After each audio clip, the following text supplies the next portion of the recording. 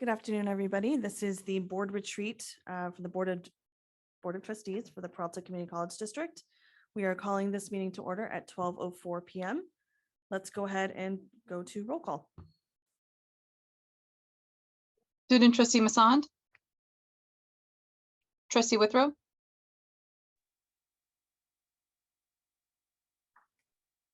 Aye. Trustee Johannes. Trustee Gonzalez-Ewan. We have a few trustees that are running late, just FYI. Thank you, ma'am. Trustee Trustee Napoleon. Johannes just walked in. Present. Thank you, Trustee Napoleon Villarreal. Trustee Gonzalez-Ewan. Trustee Gonzalez-Brito. Here. Trustee Quinlan. Present. Trustee Delphine Polk. Here. You have a quorum. Thank you. Let's go ahead and move to the Pledge of Allegiance.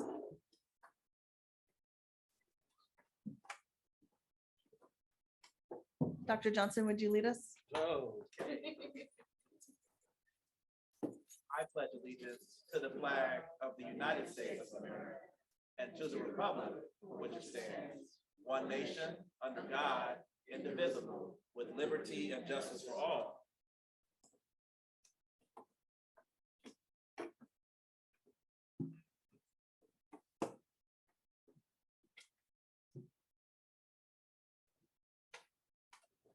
Okay, and then we're going to move to the affirmation of the statement of cooperation, which I have on my laptop. Sasha, do you have it handy? You think I've memorized it by now? I can pull it up for you if you'd like. Thank you.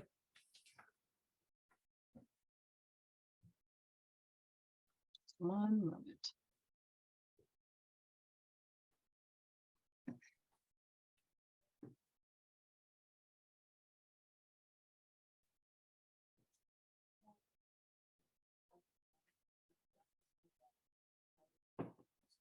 You want me to just share my screen for you to read it? The chancellor's going to say a few words and then we'll go to that item. Okay.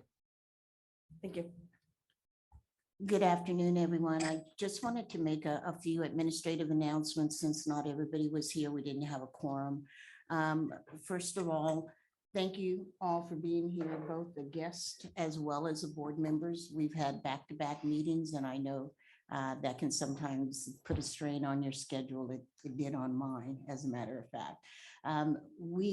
In these types of settings, we try to be very familiar rather than just getting the attention of the board and a board president. And if she wants to acknowledge you, you can speak from the galley if there's something that's here to ask questions or provide clarity, not to advocate one way or the other and take up a lot of time, but sometimes input from the galley individuals that are pertinent, or presidents, vice chancellors, whatever.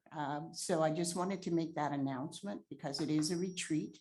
It's not a formal board meeting like we had last night where we go through all of the statutes of the Brown Act. So I just wanted to make that announcement for everyone. And there's really just the board members, Dr. Benjamin, because she's facilitating, and the presidents and myself that are in the center. She requested that so we could be a little more intimate than the board sitting up on the dais and everybody else around. And I think it's going to work well. But if you're close by someone, just remember, we're not saving any seats. There's 12 that were supposed to be put out, and we have a little bit more than that. So you can spread out if you like to. So with that, I'll turn it back to the president.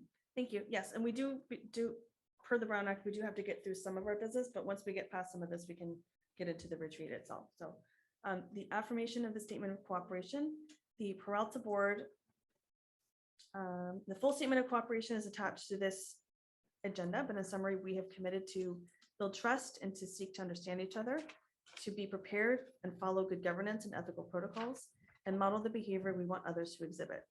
We all therefore commit to honoring and upholding these commitments in words and in action. I think it's a really good grounding for our retreat today.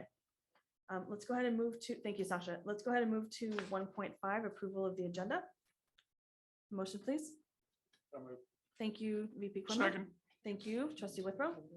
Roll call. Student trustee Masand. Trustee Withrow. Yes. Trustee Johannes, Yes. trustee Gonzalez Yuan, trustee Napoli Bellarice, Yes. trustee Gonzalez Brito, Yes. trustee Quinlan, Yes. trustee Delphine Polk. Yes. Motion passes. And now we'll move to 1.6, public communication on matters that are not on the agenda. Do we have anybody here that wishes to make a public comment?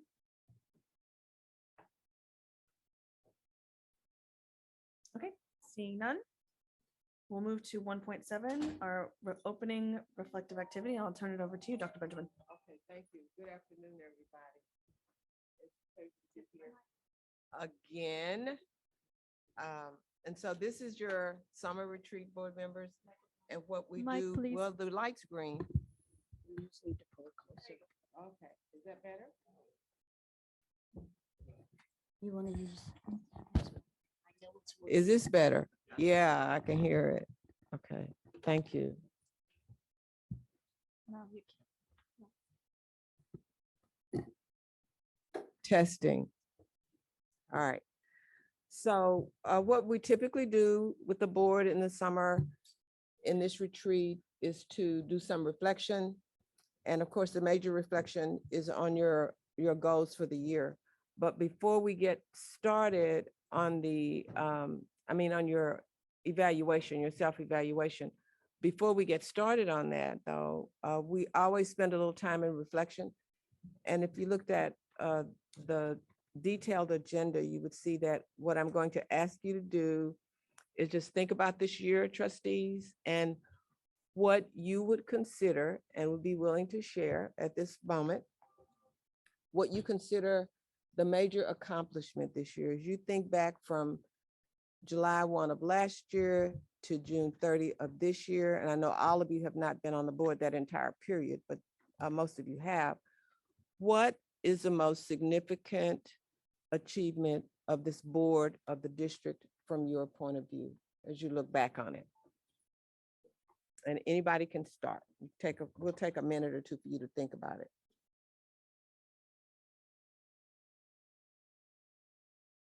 I'll go ahead and start.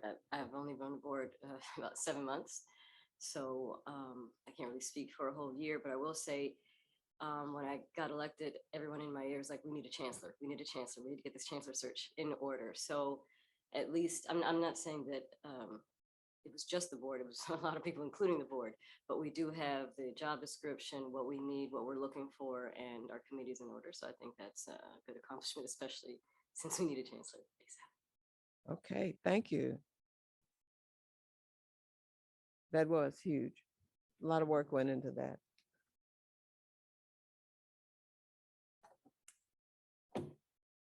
Anybody else want to jump in? Cindy? So in the past year, what we've done since July of, is this working? July of 22, we were in a really bad state. ACCJC probation, FICMAT, a state chancellor takeover. So I think the fact that we were able to get through that in a year, have a good working relationship, have the state see us in a different light and all the people, that's huge. That's huge. I can't even, yeah, that's huge. Thank you. Yeah, I want to second that, Trustee Reese. I think, and even if I was just reflecting yesterday that this is still my first term. And it feels like I've been on the board a lot longer than that because we were just in such a bad place. When I got elected, we were in such a different place. I don't want to say bad. I want to say we were in a much different place than we are now. And that we really, thank you to everybody here, including Chancellor Jackson, who really guided us into a place of stability so we can start addressing some of the long neglected and long problematic things on our campuses and our workers and everything. So we're in a good place to be able to address that. We're in a good place with the chancellor search. I think that this is something that has definitely been needed for a long time. That's one of the first things that people say to me, you guys never seem to keep a chancellor. Well, this is us doing so. So I think we're in just such a much better place in the last year than people than we think.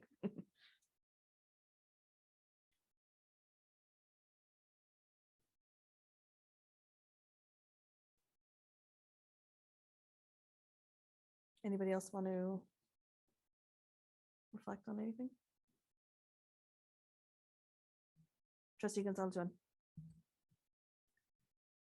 I'll associate myself with the two previous remarks, which I really very strongly feel.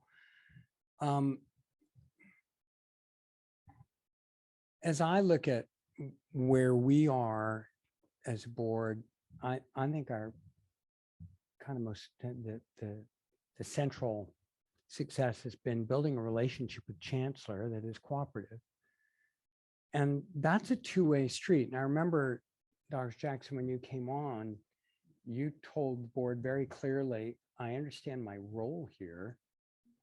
You make policy and I implement your policy. And understanding that is really just really critical. It's like, don't get in her way, but we represent the community's values.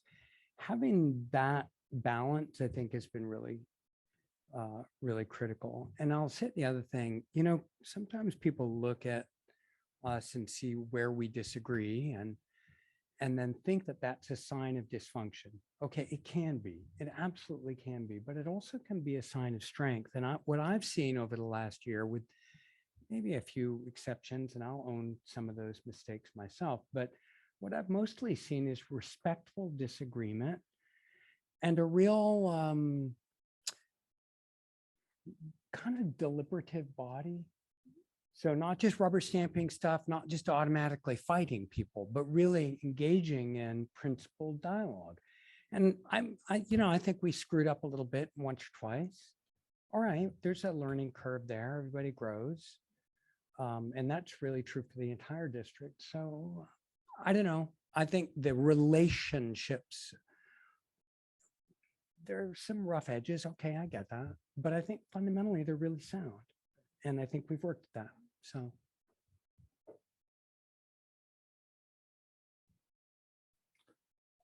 So part of this is a personal area of accomplishment, and just realizing how much I don't know and how much there is to learn, how much work it takes to learn all that I think that's an accomplishment.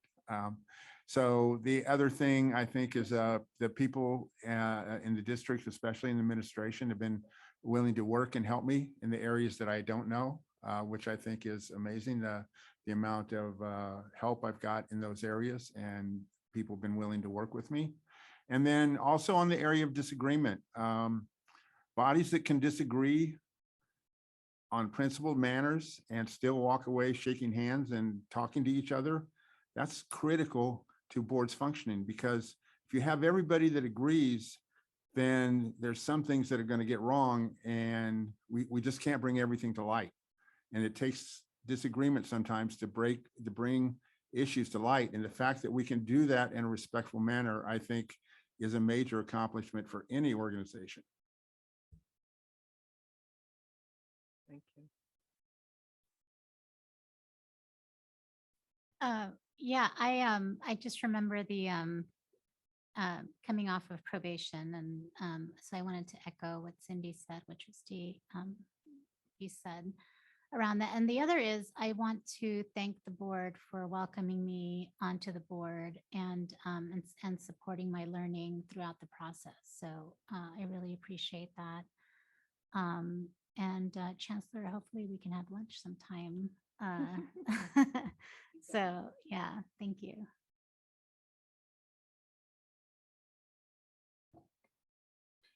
I agree with virtually everything that my colleagues have said so far, but it stands out to me that the challenges we had coming out of the pandemic, COVID-19, didn't divert the attention of this board from the challenges that we needed to make in order to get ourselves into conformance with what the state and ACCJC is looking for.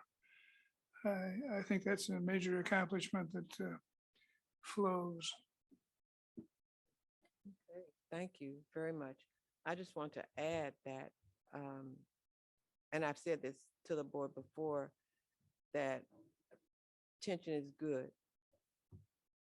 Tension is good. I'm always reminded of the statement by Frederick Douglass, who said that there's no progress without a struggle. Everything that's easy, if everybody's in agreement, you don't get new ideas. That's the wonderful thing about diversity and the tension that it can create, because good can come out of that. You just have to continue the discussion, keep talking.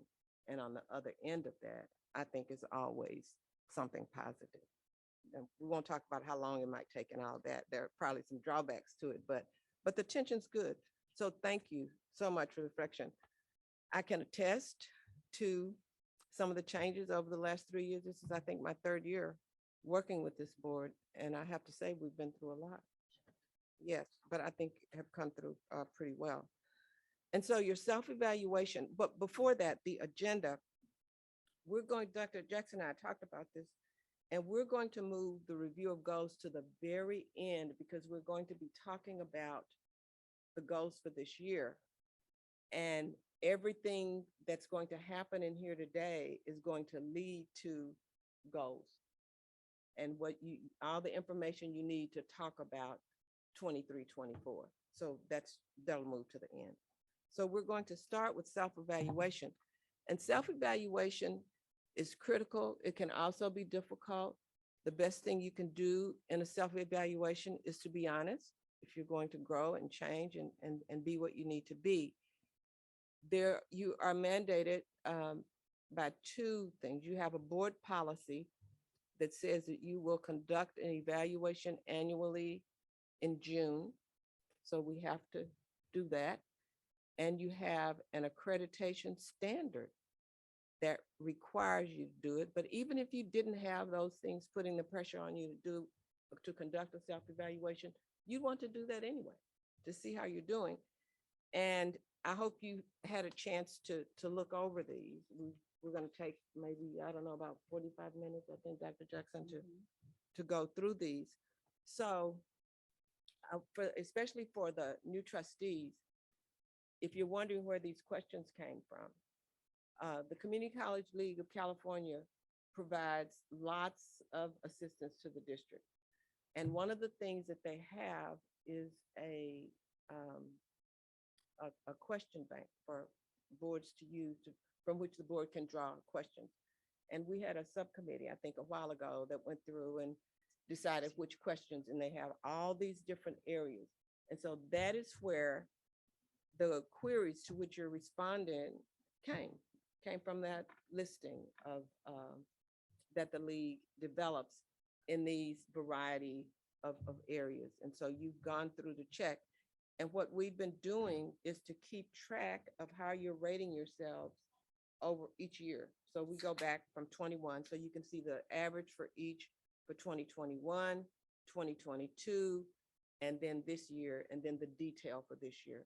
So we're going to do this in a composite, and I'd really like for you to discuss. You wrote comments, so thank you very much for those. And for each major section, we'll talk about how you might want to improve. So we'll start with mission and planning. And this has to do with the extent to which the board is giving guidance on the mission and how well the district is planning and how you're involved in that.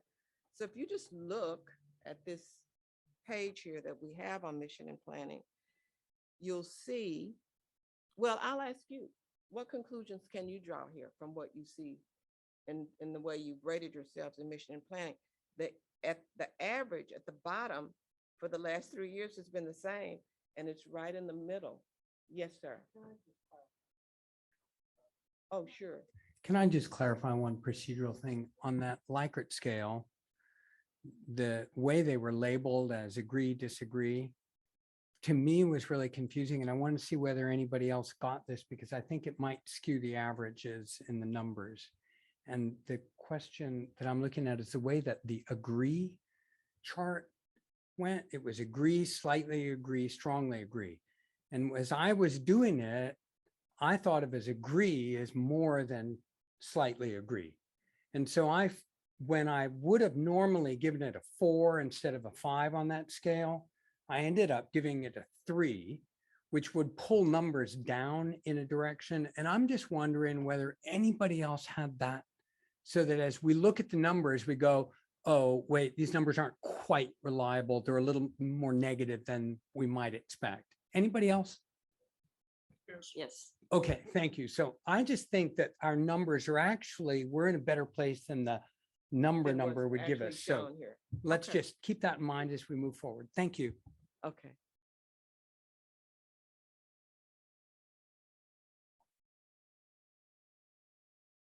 Can I just ask a clarifying question? I feel like that question came up last year too. So for the 3 that we're looking at this differently, what should this Likert scale be so that we can be more accurate, right?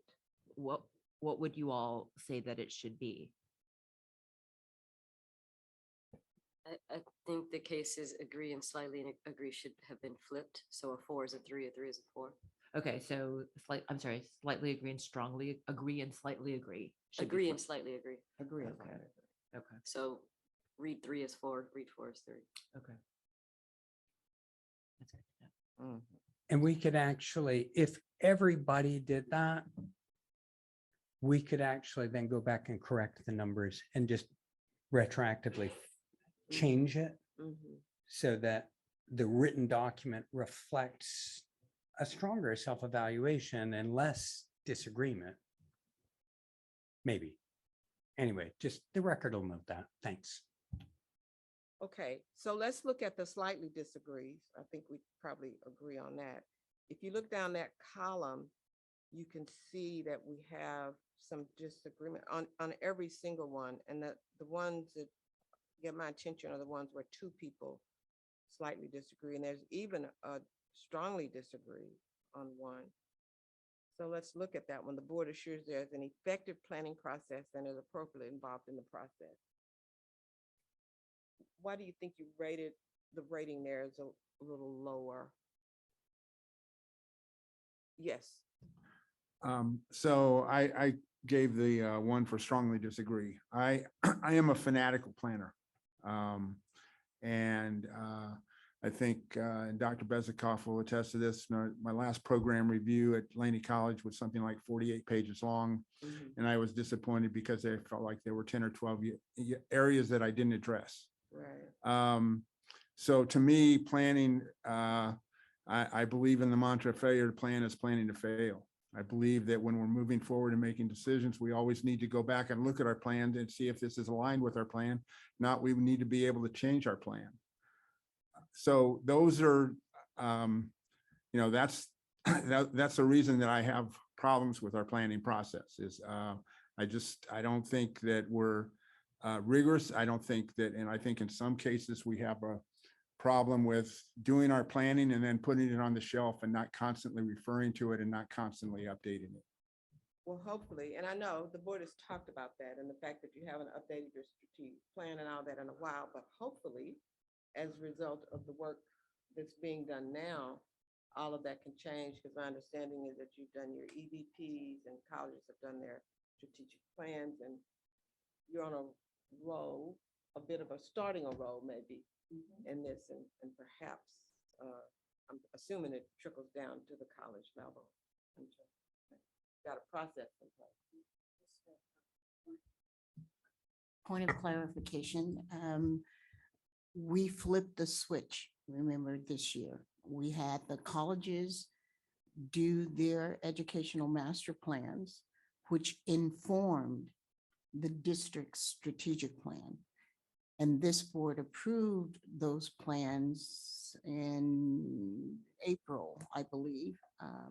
May. In May, thank you, in May. And we've had a second reading, which will be today. And hopefully, which is why we're putting the goals at the end, because those would go into your strategic master plan, which is the reasoning that Dr. Helen Benjamin and I discussed that, and she related to you, so that come September, it can be adopted, because this will be the second reading. You will have had 2 months to look at it. you had the opportunity to look at the college's master plan. I'm going to do just a quick update of that at the end of the meeting when we do our facilitated dialogue. And then we'll bring back that strategic plan in September. Hopefully with very minimal changes, but I know I've discussed with some of you some things that you'd like to see. I just wanted to express appreciation for that approach. And in the case of Laney, Dr. Droker was very instrumental just in terms of our formulating forward to the point of the district goals and objectives. And she actually, in the work on our Ed Master Plan, advised us to revisit our strategic goals and objectives at the college. And it really involved the campus community. So I'm just looking forward to and appreciating the process so far.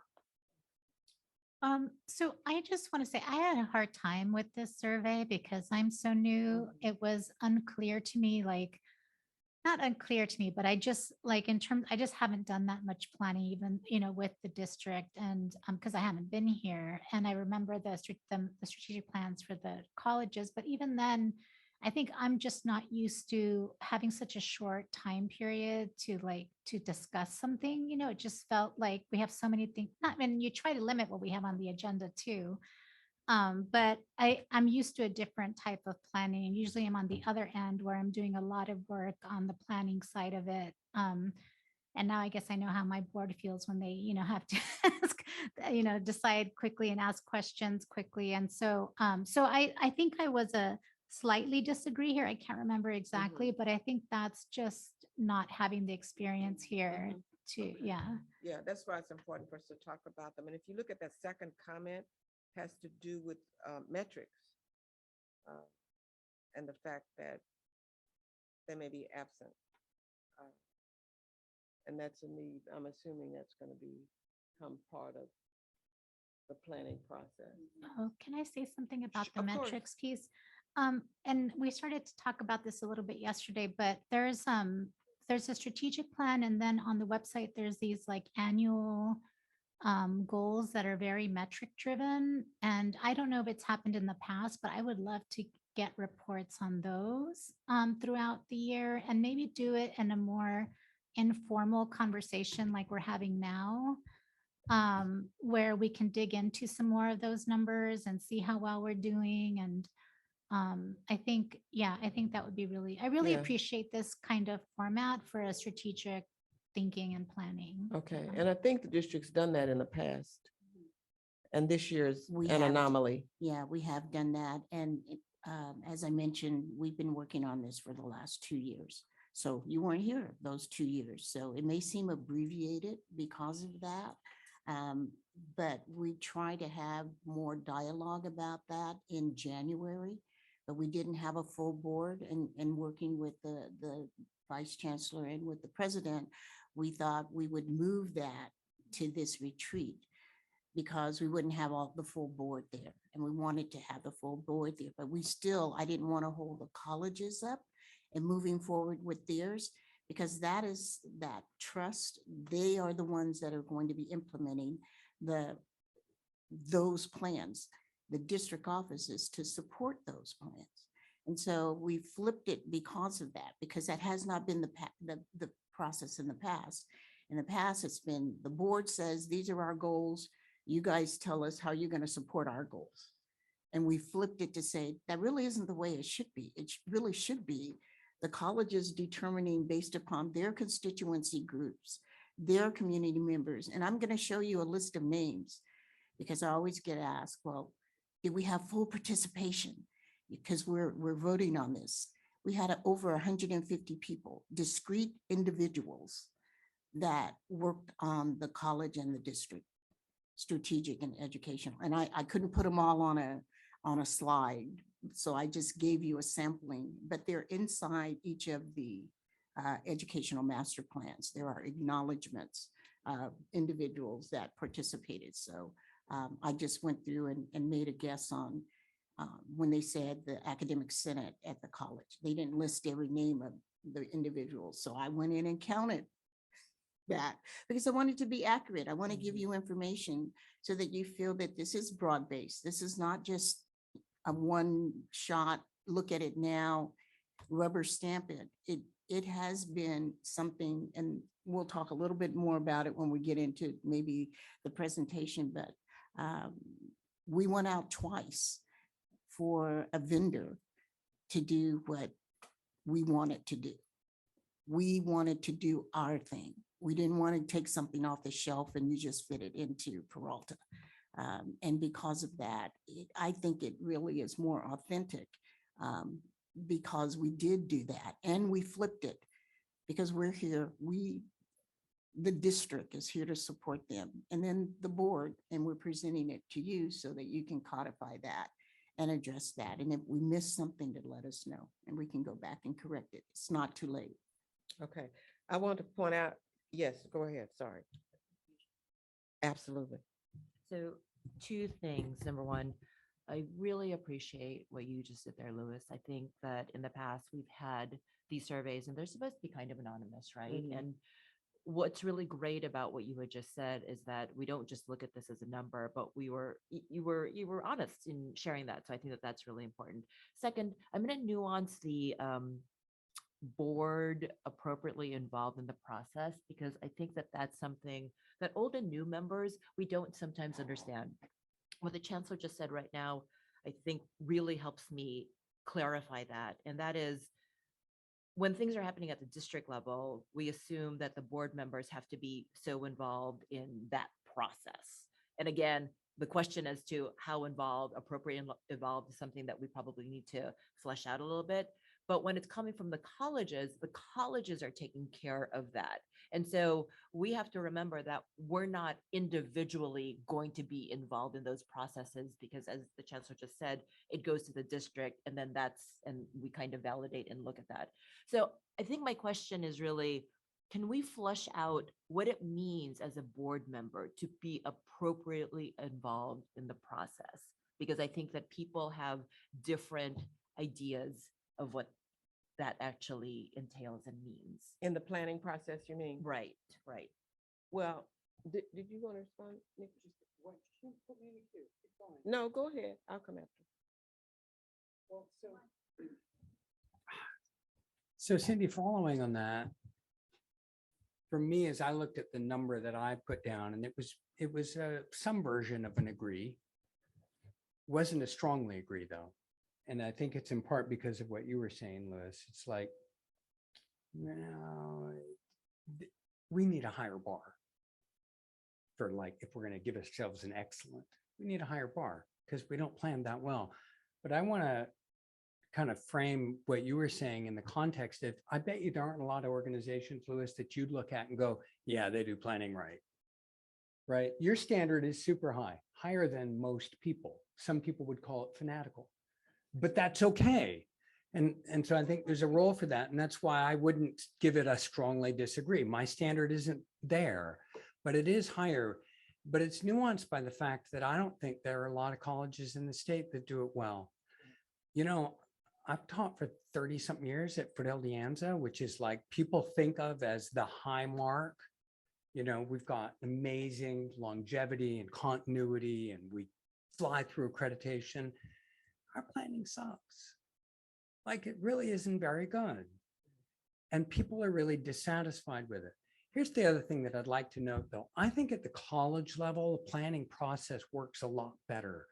When I hear faculty and staff and administrators talk about what they do at BCC or what they're doing at Laney, and I look at the shared governance handbook at Laney, it's really well done. And I'm not saying not at Merritt, I'm just saying these are the ones I know. And so I think the missing link is that a lot of times I hear there's a disjuncture between what happens at the district and what happens at the college. And because that continuity isn't quite as clear, and because we don't hear clearly from the DAS, yes, this process is great. If we heard that, it would validate that there was that continuity. And so I'm not confident of that. Having said that, I think that the district planning office is chaotic because they're always trying to do, and there's too much to do.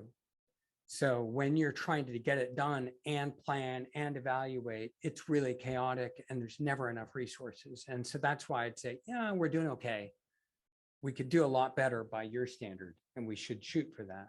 So I don't know, I'm trying not to be too congratulatory, but not too critical. I think that the board's role, as it is in every other area, is oversight. You need to know how it works. You need to ensure that it works by doing what you do. That's checking, receiving reports. When processes are being developed, as much as we talk about the micromanaging piece, your opinion needs to be heard in that. And I know, I think they've been here before to talk to you, to get your input, to see how you are about it, where you are on certain things, developing a mission statement and keeping it and checking it periodically is important. The board has a role in that process, and we've done some of that, I think. So you are checks and balancing, knowing what the policy is, making sure the policy is being followed, asking the right questions so that you can ensure that, and receiving reports. You'll get a report today asking for your involvement in your oversight role. You get to respond to things. So that's what you do.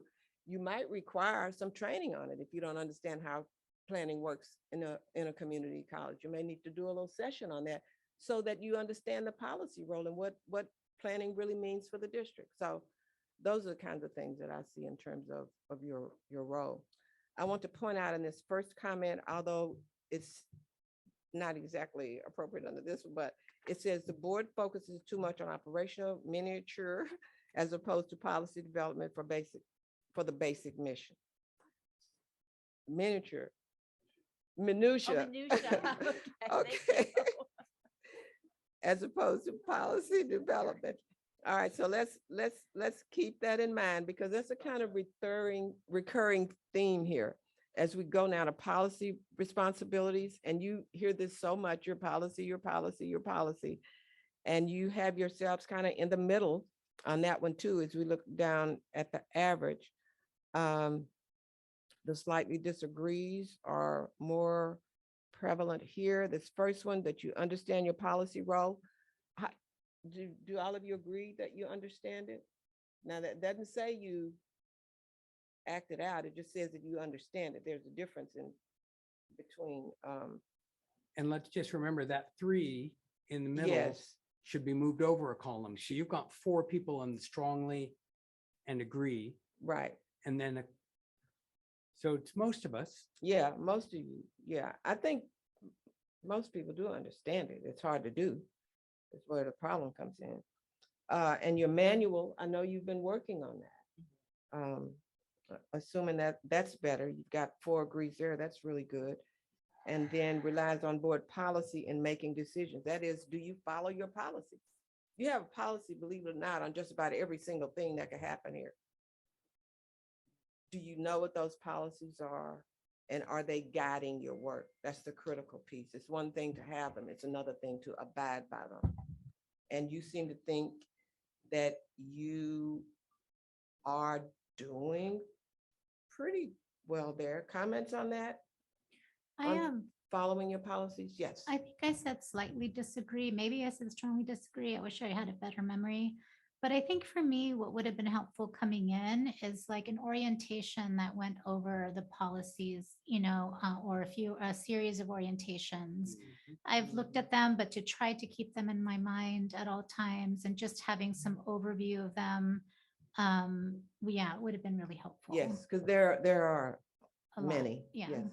I have the same, that when I read through them individually, trying to put them in some kind of context with the new We can't hear you, VP Quinlan. I'm sorry. Oh, sorry, when we're in the middle of a board meeting and I don't have them to refer to, it's all of these documents, as far as I can tell, should be working and living documents. Yes. And without some training around those board policies and APs, I love when we have an issue in there that's defined and saying, according to board policy, da, da, da, da, this is the reason we're doing that. That really helps me understand the board policy, what it's around, why we use it. But a lot of times we don't make those references, and people will say something about it, but I don't have enough context to understand exactly how that board policy or AP is working around that issue. Yeah, and I think when we went through just the exercise in which you participated around the chancellor selection policy, which is really a combination of policy and procedure and needs to be divided, in my opinion, because it's all in there together. But that gives you a sense, and I don't think you were on yet when you were, okay, when we did that, but that was a good example, Right. just all the nuances in there, just every little detail. And the fact that all of your policies go through governance and people get to say something about them, and then they end up back with you. So that point is well taken, and a note we'll make sure we share with the next chancellor. Yes. I really like what you were saying, Paulina, because about training, because when I came on, I didn't get that training. Mhm. And I think it wasn't really until Jelena became the president of the board where she was saying, look, people, these board policies are our rules and they are our principles. Mhm. So if we're going to disagree on something, let's go back to the policy, and then we could change the policy if we need to. But these are the rules and these are the principles. And I think understanding that is really vital. And the reason that I wouldn't have said we were doing perfectly here is that mechanically, we're kind of screwed up in some areas. And I'll just give you an example. Our board policy on environmental sustainability disappeared from the website. We had to reauthorize it because of some technical, classified, or administrative error. It literally disappeared from the website, so that when we went to see it, it wasn't there. Well, clearly we're not following it. Nobody even knows that it's there.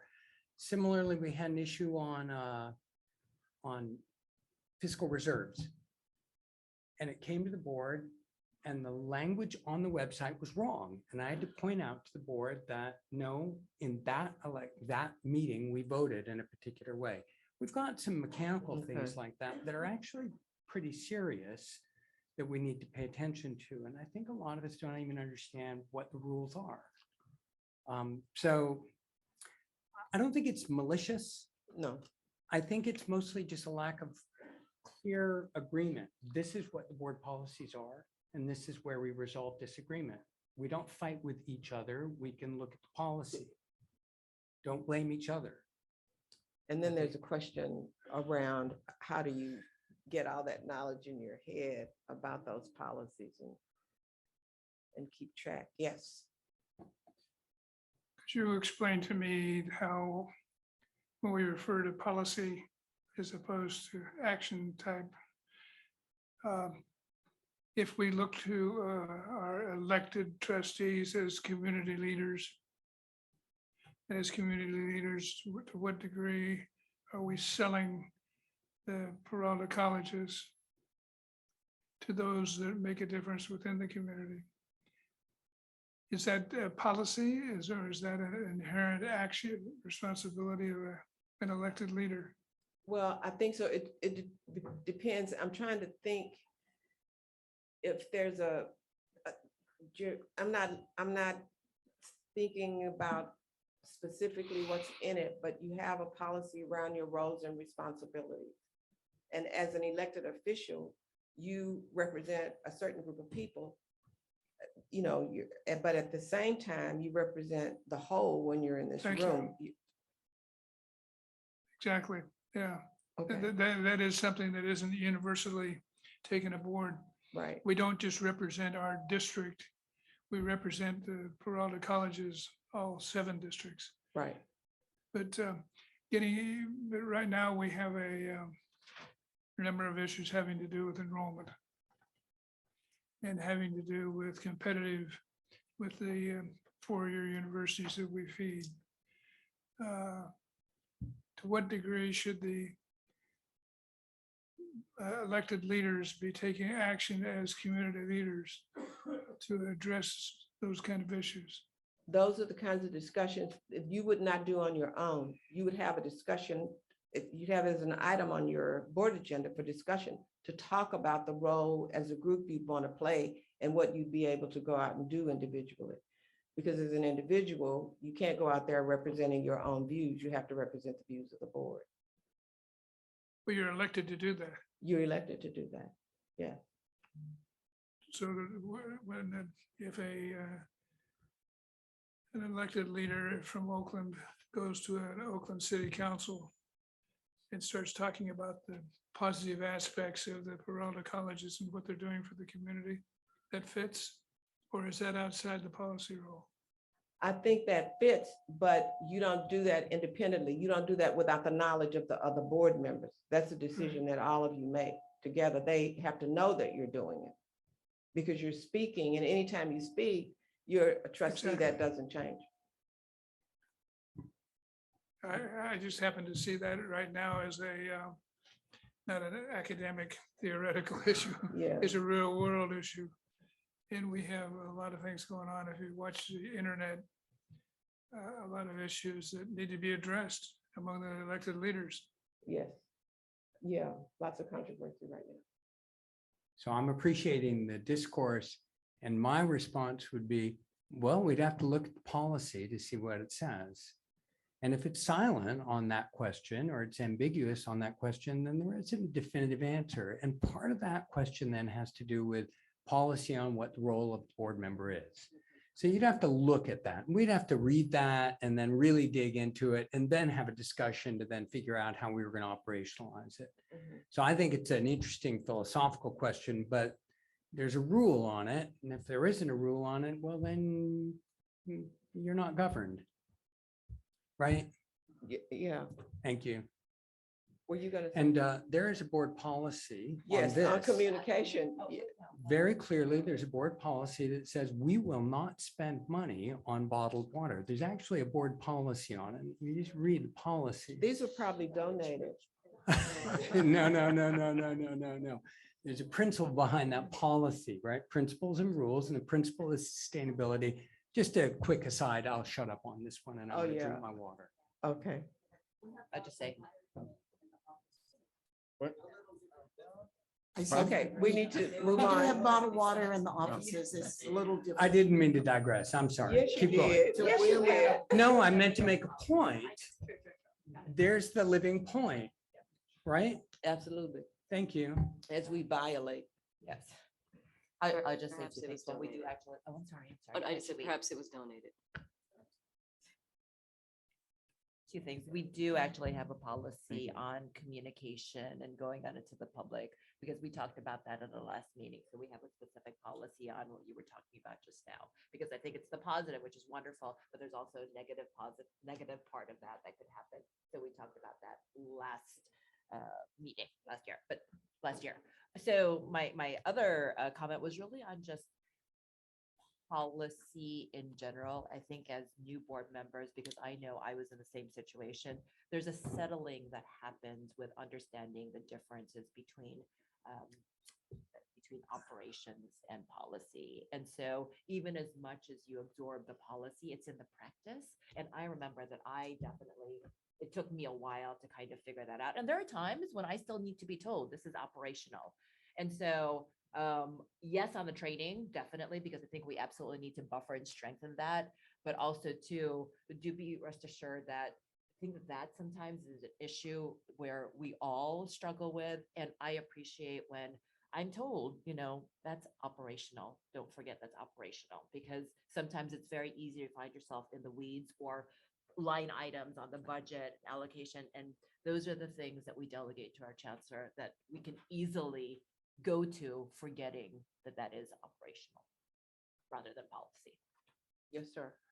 So just back on kind of the question Bill asked, one of the things that I hope we do, we have a lot of different talents in this board from a lot of different areas. And my imagination sees this board being unleashed to advocate for our students and for the colleges in our community, to be the strongest possible advocates of what these colleges have to offer the people in our community in terms of education and job training and many other things. And I see that needs to happen in an organized way, that we need to be like Bill. Bill goes to all kinds of events and talks about the power of these colleges and represents us well. And I think we need to take that on in a much broader sense so that when people in the community hear about the Peralta colleges, it is not just what negative article appears in the paper every once in a while, but the much more positive things we do every day in the lives of our Yeah. students and our community. And not when you're campaigning and not just when you're going out for a bond. Correct. It should be consistent. Okay, we're going to move to board CEO roles and responsibilities. And you can see when you look at the scoring here, you've rated yourselves higher. You're doing much, much better in that regard. Because that was one of the areas, I think, for improvement in your accreditation process. Any comments on that? But the comments stated here, we'll look at those. I think they're important. Comments from stakeholders become the voice of board members rather than information conveyed by board members. The board has recently deteriorated in this regard, and that's, somebody thinks in board CEO roles and that delineation, that'd be interesting to talk about. The one group that is left out of the process is the community. We are not a private organization, we're public. The more we engage the community over enrollment issues like student housing and other critical issues, the better we will be able to provide the programs and services that make us a dynamic organization. Once again, the trustee role needs to be clear to the full board. And we've talked a bit about that. That's distinguishing policy from procedure, what your role is in each, and then knowing what is the chancellor's role and what is the trustee's role. That's what's here. Comments, areas of improvement, you think? How do you need to improve your behavior? If you need to, although it's improved, I can attest to that.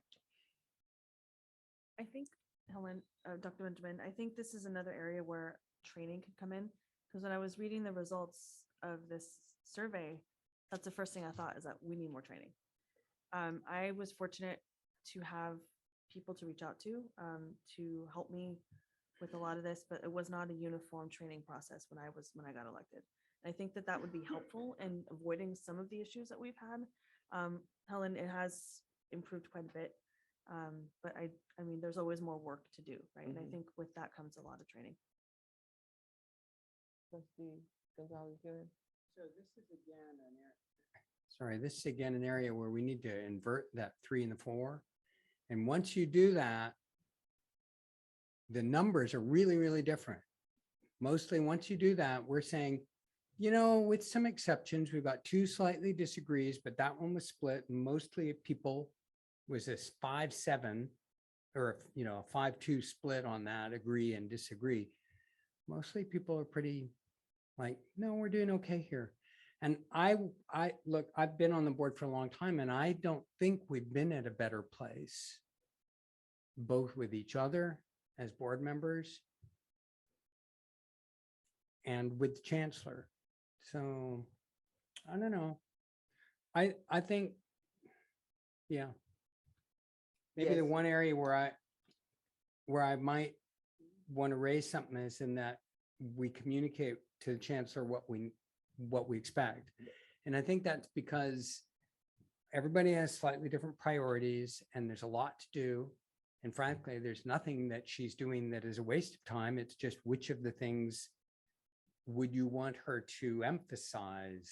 Because she can't get it all done. So, but that's a function of the problem, not the board. That's just like, there's so many things to balance. So I'm feeling pretty good about us in this regard. Yes, sir. Chewy. I would just kind of call back to my first comment regarding everyone saying that everyone in my ear saying that we need a new chancellor. And I should have added permanent chancellor. And so I think possibly, yeah, I'm sorry. But all that to say, I think because the chancellor has been in the past or the past few years transient of sorts, that maybe it has been sort of muddied or muddled or what have you. And once we have, once we feel as though based on this search that we have somebody more permanent, perhaps the roles and responsibilities would be more clear, especially since there's going to be a permanency, some sort of continuation or continuity. Okay, thank you. I was just gonna say, I had a lot of confusion and I have a tendency to be the bull in the china shop. And so what I really learned to do is reach out to the chancellor and ask her. And that clarifies a lot of things. Yeah, the top. Okay. Other comments on that one? Okay, let's move along to the next. Thank you. Yes, please.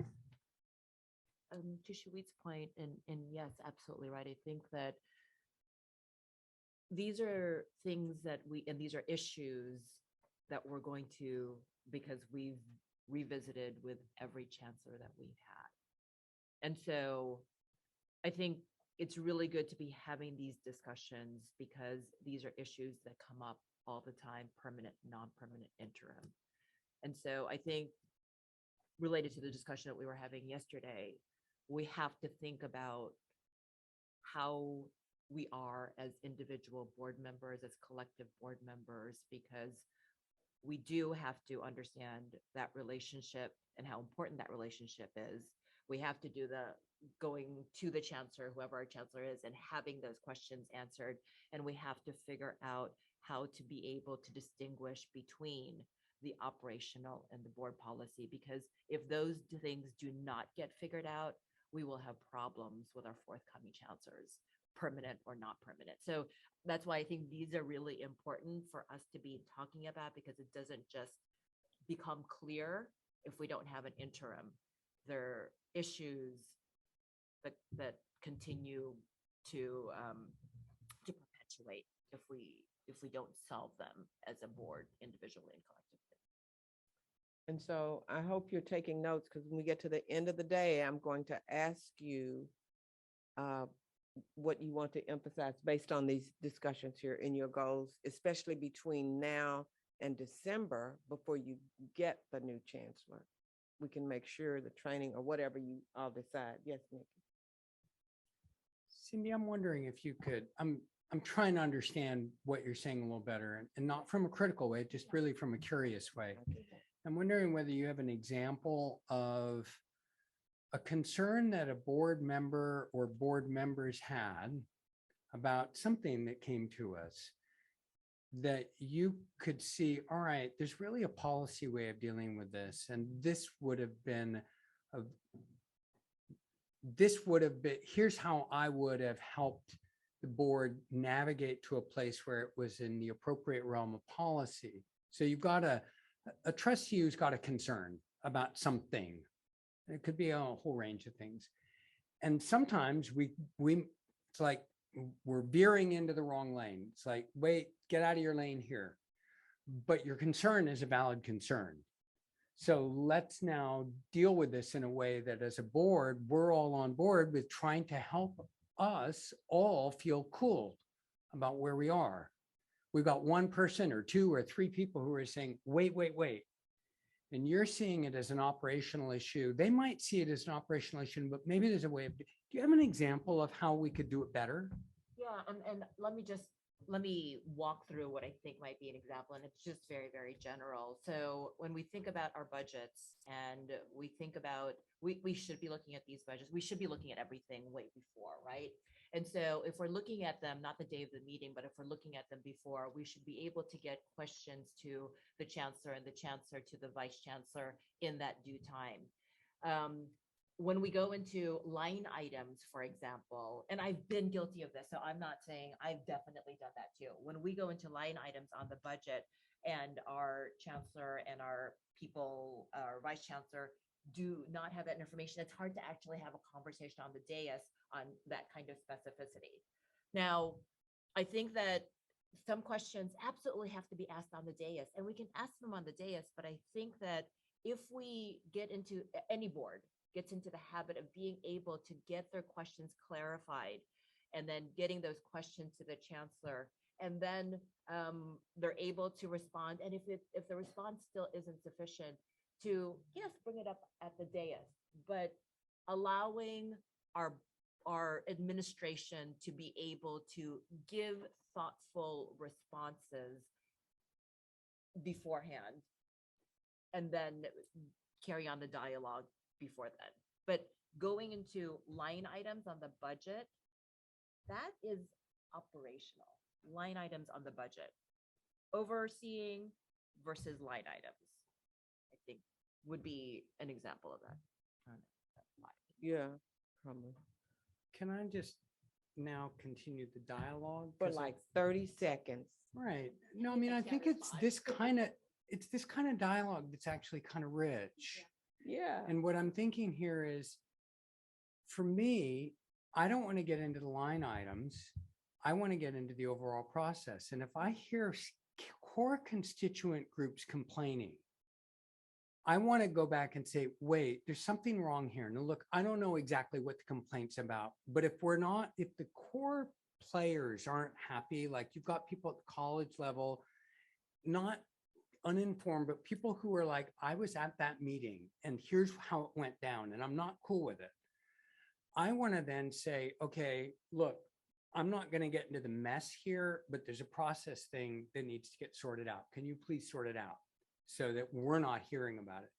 And then sometimes, Cindy, frankly, I've seen you ask line item questions, but they're almost always about, and I hate to say this isn't true currently, but in the past, it's been about administrative competence. Like, how did you get to that number? And the person can't answer and you go, well, that tells me something, or that number is incorrect. Oh, you're right. When we as board members see that, like, sure, it'd be better if we could not embarrass people in public. Nobody wants to do that, but we can't just sit back and act like stuff is good when it's not. Yeah. And if something like Right. that, though, if you know it before the meeting, you can tell the chancellor and it can be corrected in the meeting. And rather than sometimes calling you've it tried out to have that publicly. conversation with the But that was in the chancellor past, right? in the past. But that's the way it should be handled. And And then I so the have to current say, era is different. yes, Yes. the current era is different.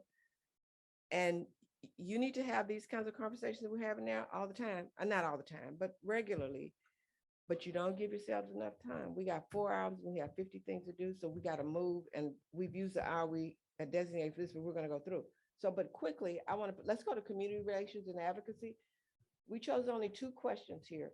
The first has to do with when you vote, on whose behalf. Oh. Okay. Yes.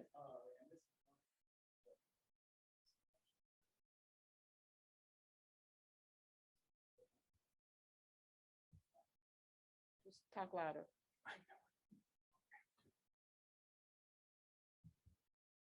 Does this work? Okay, great, thanks. I just wanted to highlight the things are different now. And that's a theme that Trustee Reese brought up at the beginning, and that Trustee Quinlan made a comment that about the newspapers and troubled Peralta. We haven't seen that since spring of 2022. And that is because this group has done amazing work. When I sent Chancellor Jackson the link to the San Francisco Chronicle article that covered us in spring when we announced that spring is free for all of the colleges. And that was a big deal, you know, San Francisco Chronicle coverage, millions of readers here in the Bay Area, but it was the first article that didn't say the troubled Peralta system, blah, blah, blah. Right. That was a big deal. I was dancing. I wasn't promoting that because I didn't want to, you know, promote the fact that Chronicle used to refer to the troubled district, but that was a big deal. And you all should pat yourselves on the back for that because progress has absolutely been made. Yes, for sure. So these 2, the first has to do with, as a board member, on whose behalf do you vote? The general public or stakeholders? And I'll just add here, and I've probably said this here before, if you go to any community college, that's in California anyway, most, the audience will be employees. They're not the people you represent. They work for you. And so you represent, you're elected by the community. It's the good of the community. So this question is saying, do you vote on behalf of the citizens you represent, on behalf of the stakeholders? That's number 1. One person strongly disagrees with that. The others of you were on the higher side of it. And then the second one has to do with relying upon the board president and the chancellor to represent the college in the press. And I think you have a kind of, other people can do it, but you have to know they're doing it or whatever. So those were the only two areas. And you rated yourselves rather highly there, but we had strongly disagrees. In one strongly disagree on each. Does anybody want to comment on that? Oh, that's the total. Sorry about that. Just on the first one about voting on behalf. Comments on that one? I think it's worth conversation if you want to talk about it. If not, we'll move on. But the majority of you see growth there, which is a good thing. Educational quality and student success. We've got 4 areas. You see the results. Well, no, let me go back though. The comment, and this probably is from the strongly disagree person on the community relations one. I feel we do a poor job of engaging our community and understanding what they need from the Peralta district. And that might be the reason for the one in terms of engaging the community. I would be curious about what we could do as a board to engage the community more, because I know individually we're all for the most part, pretty active in our communities. I see your hand up, Louis. And so I would just be curious how you folks think we could do that better. Mike, please. My idea, and I've talked with Dr. Johnson a little bit about this, is that when we're doing enrollment, we can't wait for our students to come to us. We have to go to them. That means that we should be doing enrollment academies in churches. We should be doing it in community centers. We should be doing it wherever our people are at, our students and our community is at, because people's first tendency is not to come down to our community colleges and go through the enrollment process or try and enroll online, as hard as that is. Sometimes I think as part of our chancellor search, before you qualify for being hired, you have to be able to successfully enroll in the college or the district, which would be a strong test of something. I don't know what, but we have to go to where people are. We cannot just wait for them to come to us. We have to go to where they are and tell them what we have to offer and provide an easy path for them to get there. That's.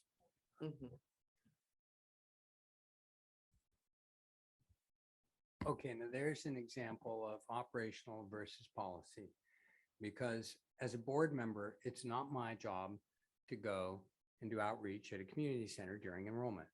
It might be my job to set policy that we maximize community engagement in our outreach. What I would like to see on the board side is a bigger community relations piece that gets staffed and strategized so that we as a board say, here's our role. We play a political role in this community. We represent our communities in a political function. We're elected officials, community leaders in that way. What role could we play that would boost and raise the visibility and value of this system? If we agreed on that strategically, here's how we will engage our community. And then we were staffed so that marketing and the chancellor's office thought through, here are the venues in which a trustee could appropriately go and talk about what we do and who we are to key policymakers and leaders in the community. Well, then I could begin to actually be part of a team that raised up exactly what you said. And then maybe that would be then followed up by staff going and doing outreach and so forth. So I think the area we could improve here would in fact be working as a group more strategically to think about how trustees interrelate to the community. What role can we play? And it is a political role, that one, Well, Yeah, there's a lot you can do. And so I think that, the board officers should be thinking about that pretty regularly in the chancellor's meeting together, and then thinking, oh, Trustee Reese has an expertise in that area, and make sure everybody gets a balanced portfolio so nobody feels left out, feel like there's a role. I think we could do better there. I don't think it's a bad thing. I don't think most boards think strategically. I think, frankly, the league could do a lot better using us that way. I guess I have a question about, so we talked yesterday about marketing and the question came up about ethnic media and then I see the billboards. I don't think they're only in English, or are those the only ones I'm seeing? Yeah.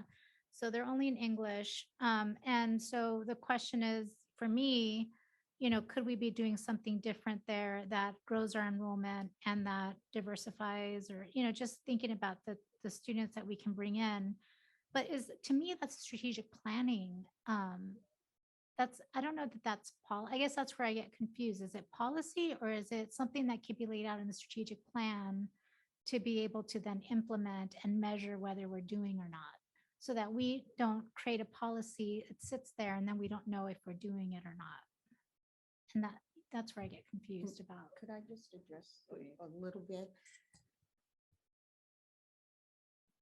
The example that you just provided would be something that you would say, Chancellor, can you have the colleges present where they're working on outreach? And in that forum, which would be open, you could ask, are you doing X, Y, Z? It's not a policy. It's not an administrative procedure. It is operational, but you want to update on where we are in terms of our outreach. And we have done that before. Yeah, and So- we have that as an action in Yeah. these board goals. Exactly. So just, it's not either of those. And so then, because that question was asked yesterday, and the answer was something like, we're working on overall branding. I can't remember the exact answer. But then, so what happens between now and the next time we hear about that outreach update to be able to see if we can make that? Because I heard it as a recommendation, not just a question. Yeah, and I think it's because you don't know what they're already doing. So you can't say, why aren't they doing this? Because you don't know. And that's why I said, if you ask, then they can explain to that. And then you can augment or recommend just from the dais, those kinds of, it's not a policy, it's not administrative procedure. It's just what are you doing? And then make a decision and assessment of what they're doing to say, well, have you guys thought about whatever? And you can always talk to the board president to get an update or to put it on the agenda as an action item. We've done that before. That is in board policy. How do I get an item on the agenda? Yeah, You anything work- you're interested in. Yeah. So I want to kind of move us. You just Can I need more point out, time. we do have a and board we policy will on not equity. make it through this agenda. We Yeah, have a board policy on equity, and we have a mission statement, and that's the appropriate place to address that. right, where you get reports and all that, and we're gonna go through those, hopefully. But I know a lot of it didn't happen this year, and where you came in to, in the middle of things, kind of. And when you get a full year, I think it might be a little clearer, maybe. Can I just stick one second comment there? Yes. So one second comment also is that yesterday we had Mark who was doing it from the district perspective, and what the chancellor is saying that the colleges do their own media and they would have been able to speak to that specific question with much more specificity. And so the question answer that we had yesterday was a kind of no, not yet, but I think the colleges are doing something that's more specific to that. And in this retreat we're having today, you can bring up anything you want. If we have discussion and say, well, is it possible? And you get agreement with the board, with the other trustees, and these things can be added or looked into or whatever, keeping in mind all the things that are going on in the district. That's sometimes a challenging piece. We're going to move to educational quality and student success. We have just 4 items there. One has to do board exhibits are high priority for student success. One person strongly disagrees there. The board fosters and supports a climate of academic excellence. If we had time, we could talk about how you do that, because you do well. There's 5 of you strongly agree there. Board members are knowledgeable about the educational programs and services of the district. There are only 2 strongly agree with, 5 on that left-hand side, which is good. 2 slightly disagree. And then the last one, that you regularly review progress on student success outcomes. And I think that came up earlier, especially increasing graduations and completions, et cetera. So your average, you've stayed steady from last year. You feel you're doing okay there, I think. 3 strongly disagrees on those. Comments, reactions? Yes.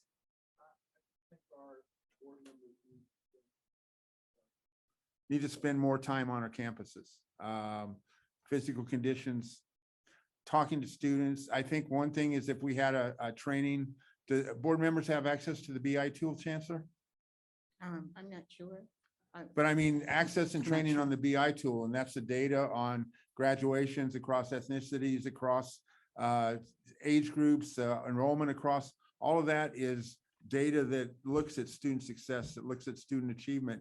And I don't think we've discussed that since I've been on the board. And to me, that's part of, We did that in the Enrollment The Enrollment Academy. Academy. We went Yeah. through all of that information. I That's why believe we that was implemented March. that. Yeah, a couple years it ago. was. Yeah. Because the board, we had no standard way of reporting consistently from year to year. And so our institutional research office, under the guidance of Dr. Droker, worked on establishing that. So every time you see it, you're looking at the same matrices. So it isn't this year we're looking at this, and we look at the matrices that are established by the state: transfer, degree completion, certificate completion, all of those things that are standard. We didn't make them up. They're at the state, and the state tells us that. So, I think maybe we need to do it more often. They say you need to do things 3 or 4 times. We do it once in the fall because we look at the data from the previous year, and we do it once in the spring, looking at the data from the fall. But we do that. So we've been very consistent in making decisions based on data, not based on emotion, which is sometimes what we do. We make decisions without actually planning, and then the repercussions are we're caught unawares trying to create and fix something that could have been planned out. And a good example would be our Department of Public Safety. There was no plan. We're building it as we go. That should not happen. And so that's why we give you these documents, and we can go back and review them. But when I have people ask me for something that I know we've already given them, and I live it every day, so I don't expect the board to do that. But ask me first before making a statement that we don't do this, because we do. And I have to speak up for my staff, and I see them nodding in the back, but it's true. We do a lot, but ask us first without assuming Right. the one person you talk to who said blah, blah, blah is telling you the full truth, the whole truth, and nothing but the truth, Or even has all the information. or even has all the information. But it's hard for trustees. There's just so much. We do it every day. We know it. You know it more than most because you've worked in the system, but for people who haven't, it can be challenging. So on financial responsibility, we had only 3 items. There are 2 strongly disagrees there. And I do realize that the district's come a long way in a fairly short time in improving its financial position. The comments: parochial interests are pursued by student success and an overall mission of the colleges. Parochial interests should be 2 months of operating expenses. I'm not sure what that means.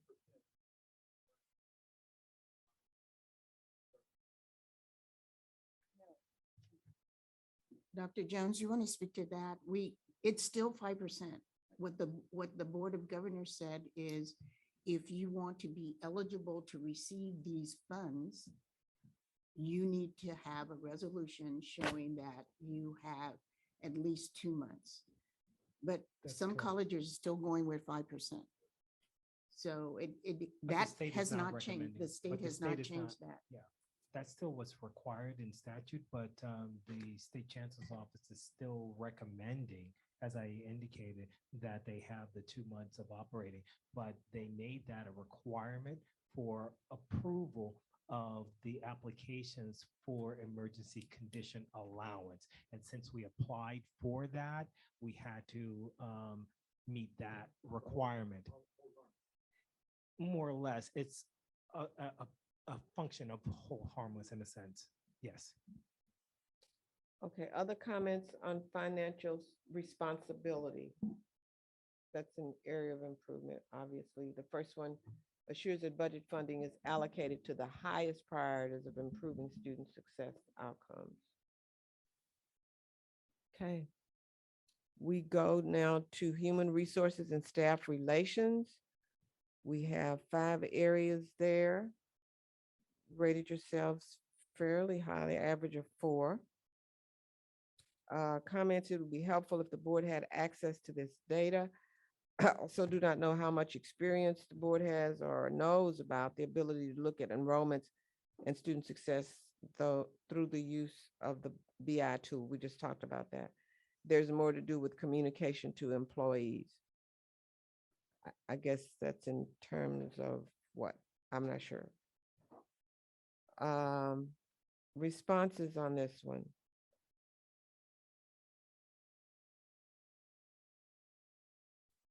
Policies for fair and equitable treatment. Last year, your average was 5 on that.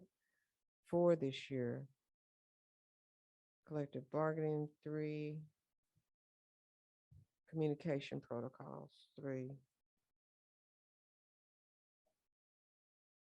Reactions, any at all?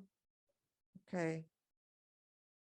We go to the next one, which is board leadership. All 3s and 4s as averages.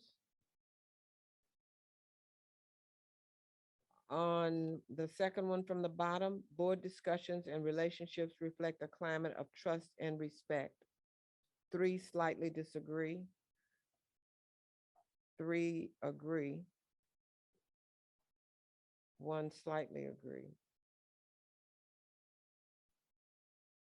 You want to comment on that? Because I've heard something different than what I see here. How is your climate? Does it need to be improved?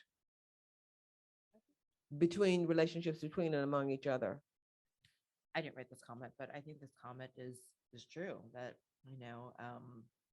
and this will probably happen all the time with newer board members, right? There's always going to be a resettling, and we just have to break bread, and we also have to cultivate the relationship with each other, but also ensure that there's a relationship that's cultivated with the CEO.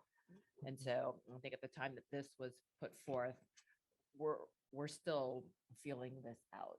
And we need to make sure that we are intentional every time there are new board members, because it's the key to this.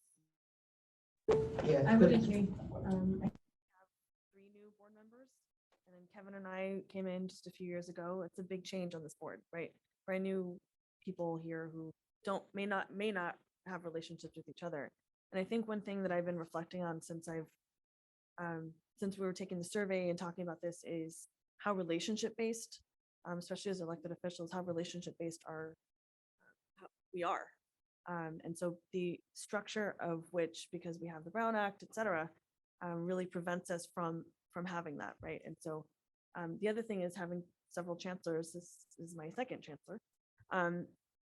Having that constantly be interim or acting, what have you, not having a permanent chancellor, I think hurts the relationship between the CEO and the board. And there's more that we could do. And I'm also really open to ideas about how we could foster those relationships amongst each other. I think this is a really great start. I think this is the first time we've all actually kind of done this, right?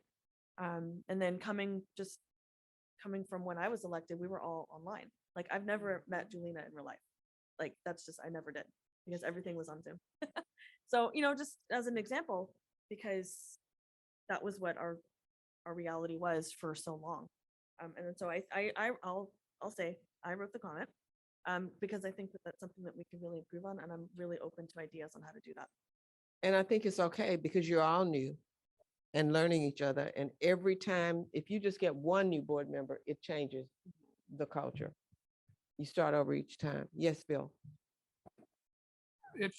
What I'm going to talk about fits in a number of categories here rather than one specific category, but we used to have a policy and executed the policy.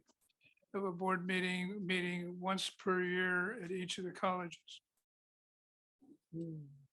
which gave an orientation of where we're at, what we're looking at, exposure to the colleges themselves. And because of the pandemic, we haven't done that. But I think we need to get back to that. Reinstitute that. Yes, sir.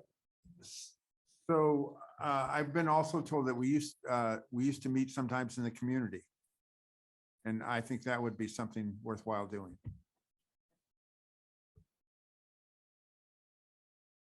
Okay. Other comments on this one? Now we get to our all-time favorite, the conduct of board meetings.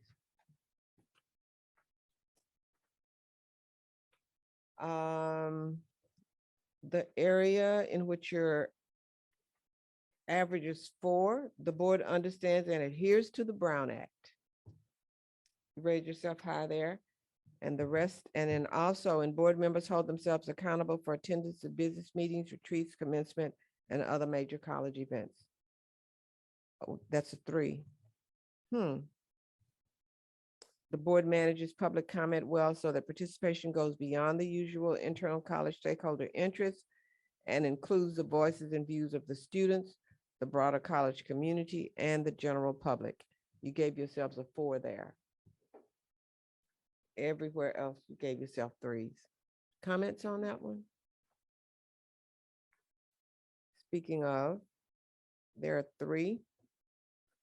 There's not a detailed understanding of how board agendas are done or how board members can ask to add agenda items.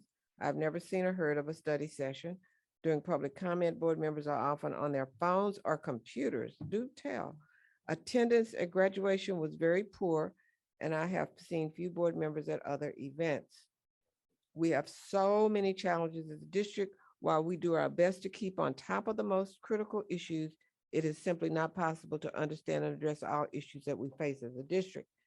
And final comment, there's also much more we can do in this area with additional training for newer board members, and as a reminder for the full board. Ensuring that the board is prepared for meetings and ask questions ahead of time is something that can be improved. Reactions? Yes, sir.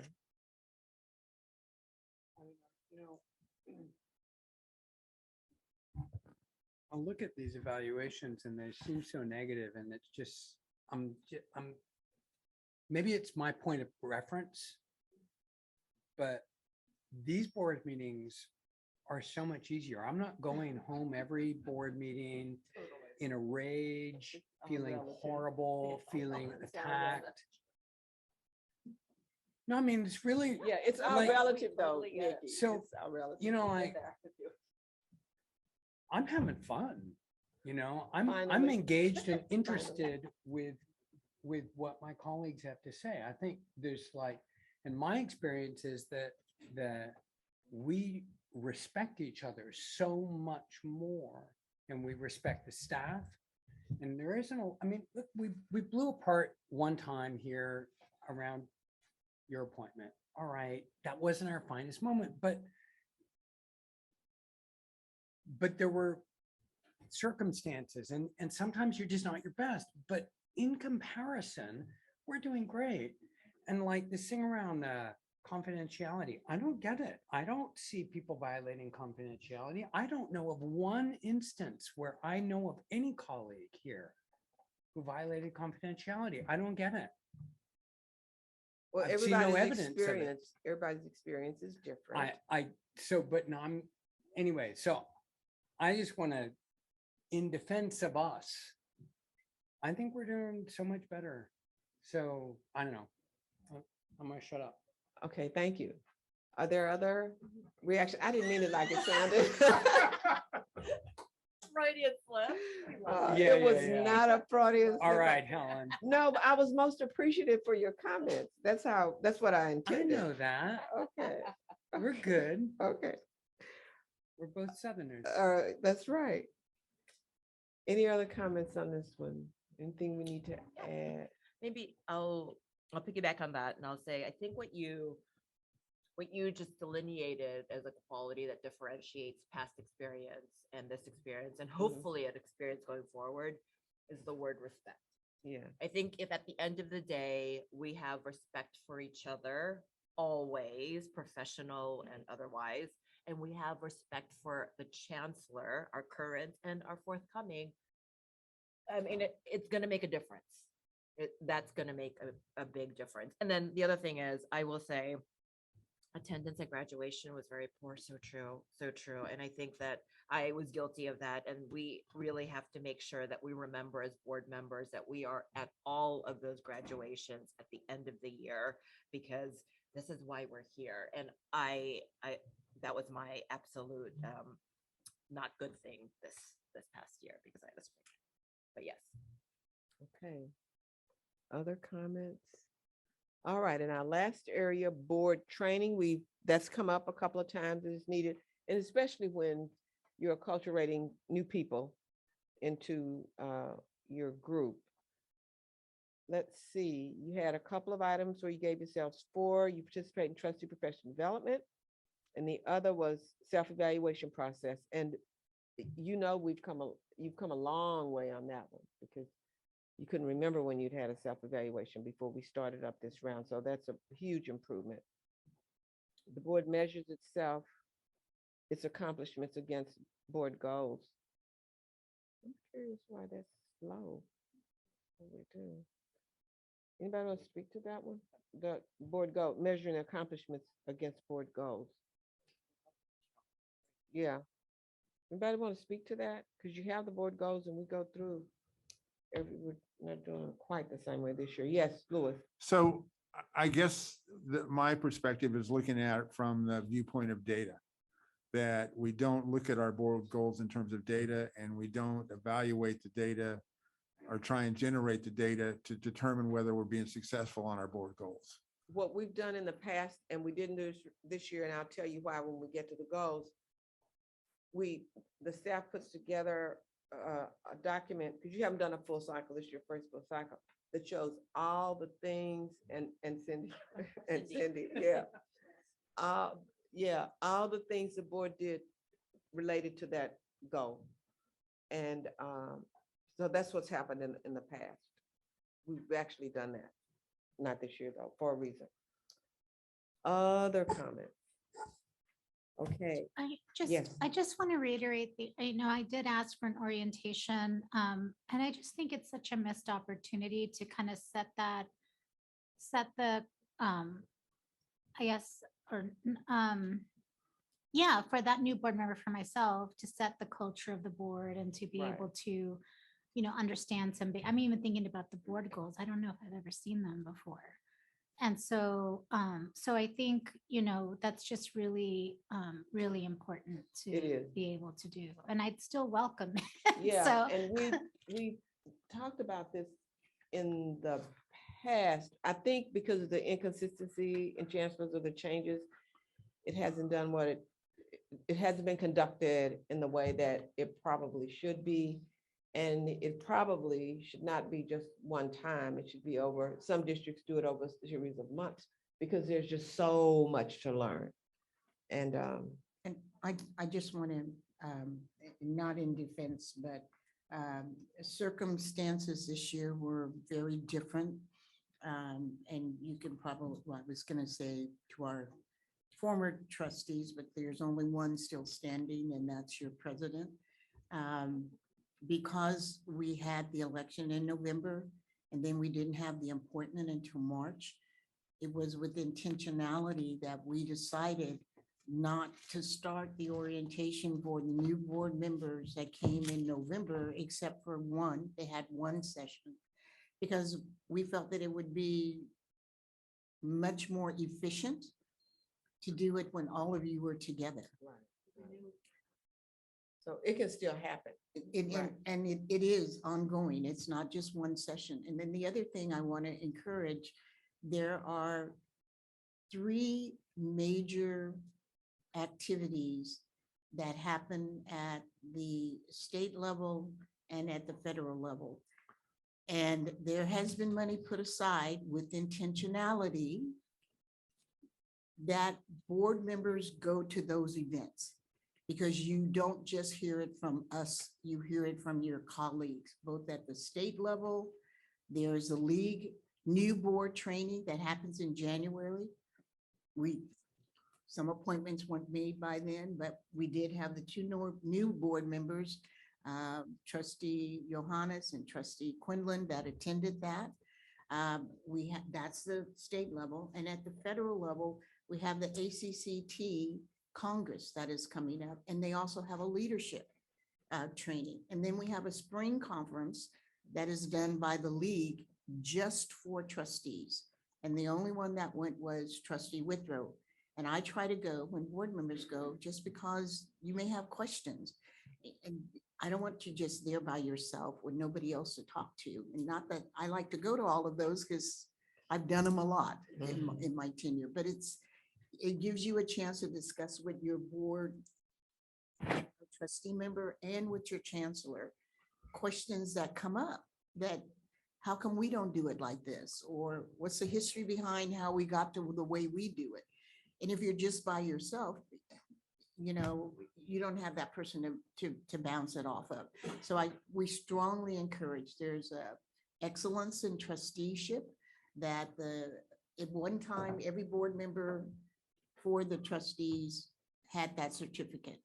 I think the only person that has it now, maybe 2 or 3 people, but we got 7 members. We have 7 members. So knowledge is power, and learning and hearing it from somebody besides us.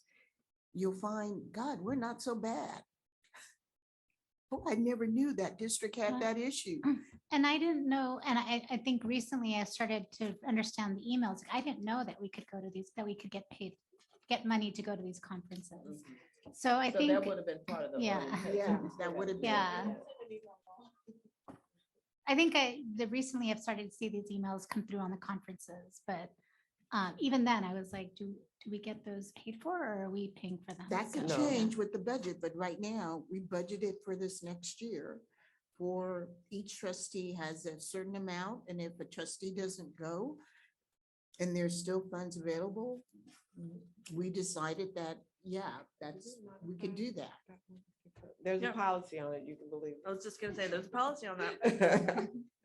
Okay, so, and then this last comment, the first one has to do with orientation, which is forthcoming. And then about shared governance, needing improvement and understanding 10+1. On the last thing, I would request, we have a board policy on new members, but we don't have APs. We've got a policy on board officers, and the president's role just references should be involved in orientation, but we don't have APs. And I think that we need administrative procedures here. We should not be ad hocing this. It is such a clear thing from Bill and me all the way to you. It's been catch as catch can. Orientation. So Cindy, I think you had the strongest orientation that I know of, because when you came in, you got a meeting with every vice chancellor. That should be part of it. And that would have been really helpful. You had a great orientation, not so much the rest of us. Anyway, Chancellor, add it to your list of 1,001 things. If you think that the That's the board new chancellor. would be served, well, just, we need to decide that that's priority, and then ask the chancellor to do it or Yeah. not. But And- I'm raising it so that it doesn't keep coming back, and we've got a way to circle back around and not keep talking about it. Get Yeah. it done. We have a established protocol that was under the auspices of the chief of staff. We included students, our student trustees in that process. So we already have a process. I don't know if we need to put it in an AP, because then you're like stuck with that. But we can do whatever you want to do. And the president said that she would work with me on establishing that. Yeah, let's do that, because I think for continuity, I think it Mhm. would be good to make sure that we have it just baked into Yeah. anything that we come up with. And then the other thing I would say is I'd be curious what other districts do, and that's something that Dr. Benjamin could probably help us with. And prior to that, Trustee Gonzalez Brito, we can meet one-on-one, like you said, we can meet for lunch and you can identify your list of questions and, no, really, I'm serious.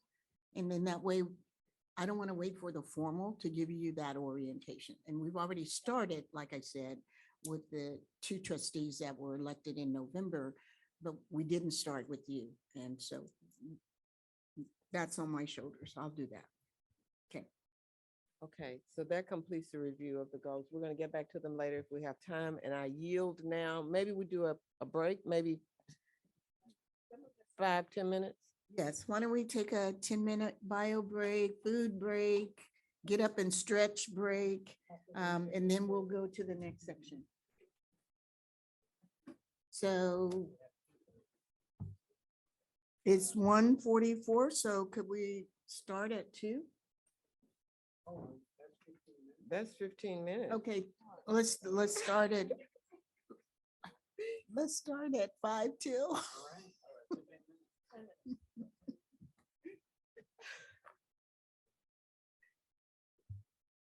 There- Oh, are we taking a Yeah, break? we said 4, we gotta stop at 4. Brown Act, we gotta-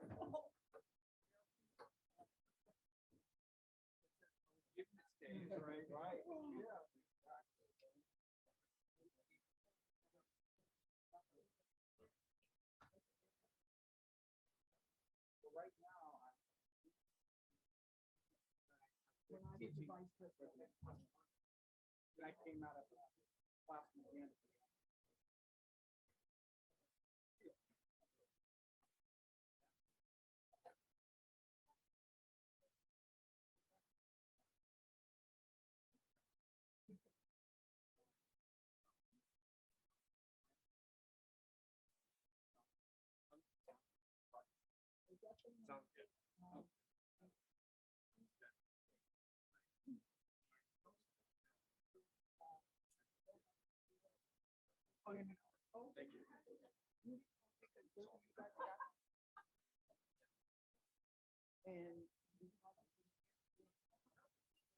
so I wrote, let me see if I got something back.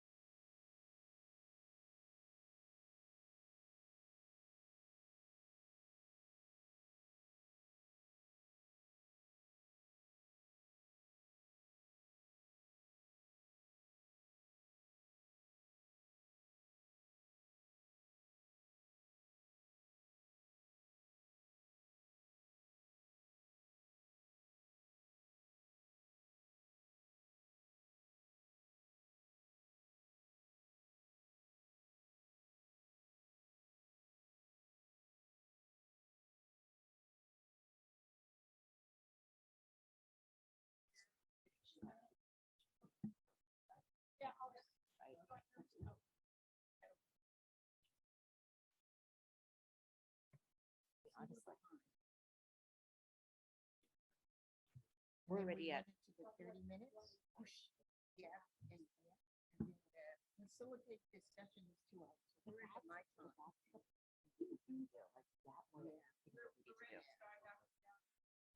Okay. All right. So the next. Welcome, everybody, back to our session. We have the following items that are still, and some of them are pretty robust discussion that we want to make sure we get to. So we're going to do a very short presentation. Wested is going to just kind of close the loop on this. This is your second reading, and we want to be able to put this on the consent calendar for September. And so with that, Kelly, you want to get started? Great. Good afternoon, everyone. Nice to see you all again. Thanks for this time to talk through the district strategic plan and the sort of next steps for it. We have a few slides. Sasha's queuing up.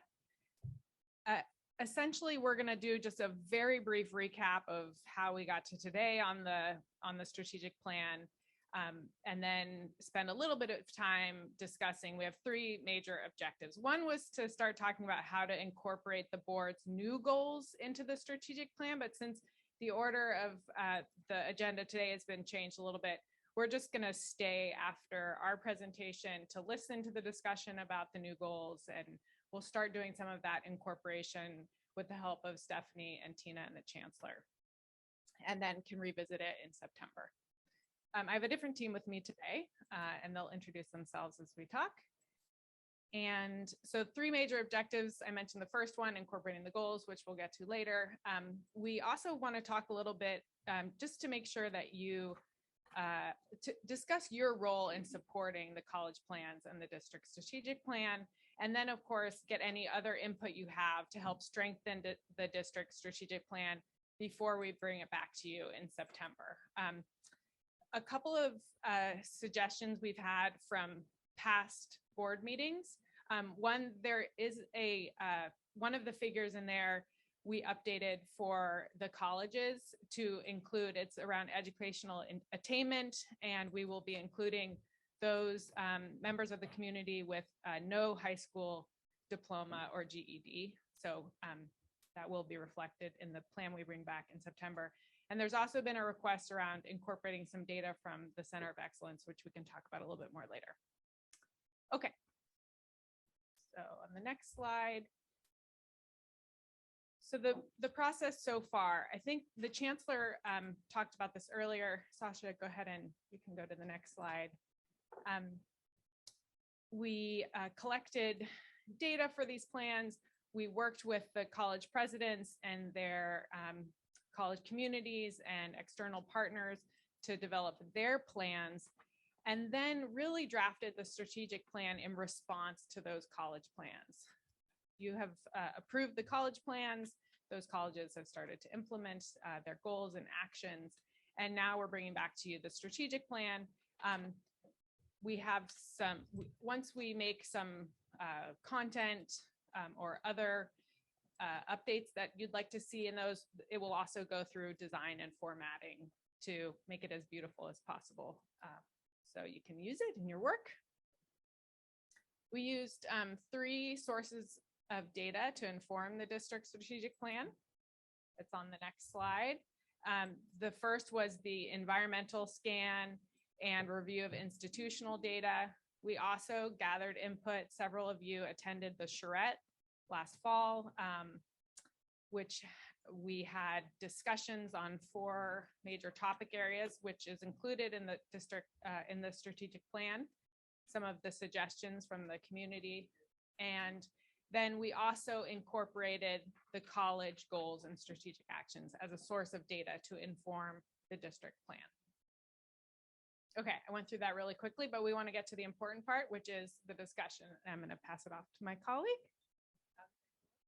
Hi, everyone. Alexandra Lozanoff. I'm new to this process, but absolutely thrilled to be stepping in. I work at Wested Center for Economic Mobility. I have a big focus on supporting practitioners, administrators, and executives to use data to close equity gaps and make systemic change. So much of the conversations that you all are having are really invigorating to hear happening at this level, and certainly thrilled to have the opportunity to sort of help facilitate your thinking around the strategic plan to make sure it's going to be a useful document. So if we can go to next slide. So we had a few discussion questions, and I think in many ways you all have been discussing this all session so far. So we wanted to hear kind of what needs to change in the strategic plan given your goals, and what else the board can do to support the district and colleges to achieve the goals outlined in their 5-year plans.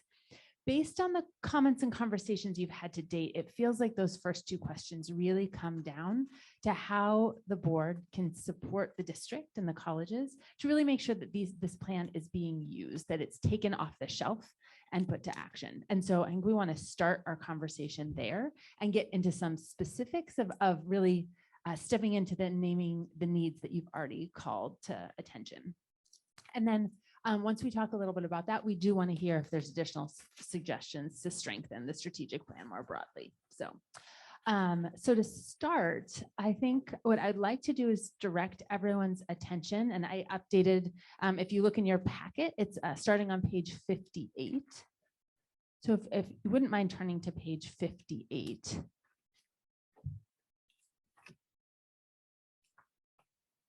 We would love to hear, based on the actions that are listed here, are these the right actions, and what more can the board do, or does the board want to do to make the plan successful and to ensure, again, that it's that it's being used for action and for the good of students in the community.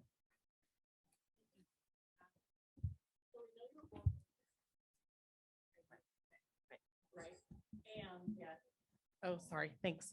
So we know your board goals are going to change today. and Possibly. Ideally, Not hopefully, potentially. Possibly. Right. So, or soon they will be changing.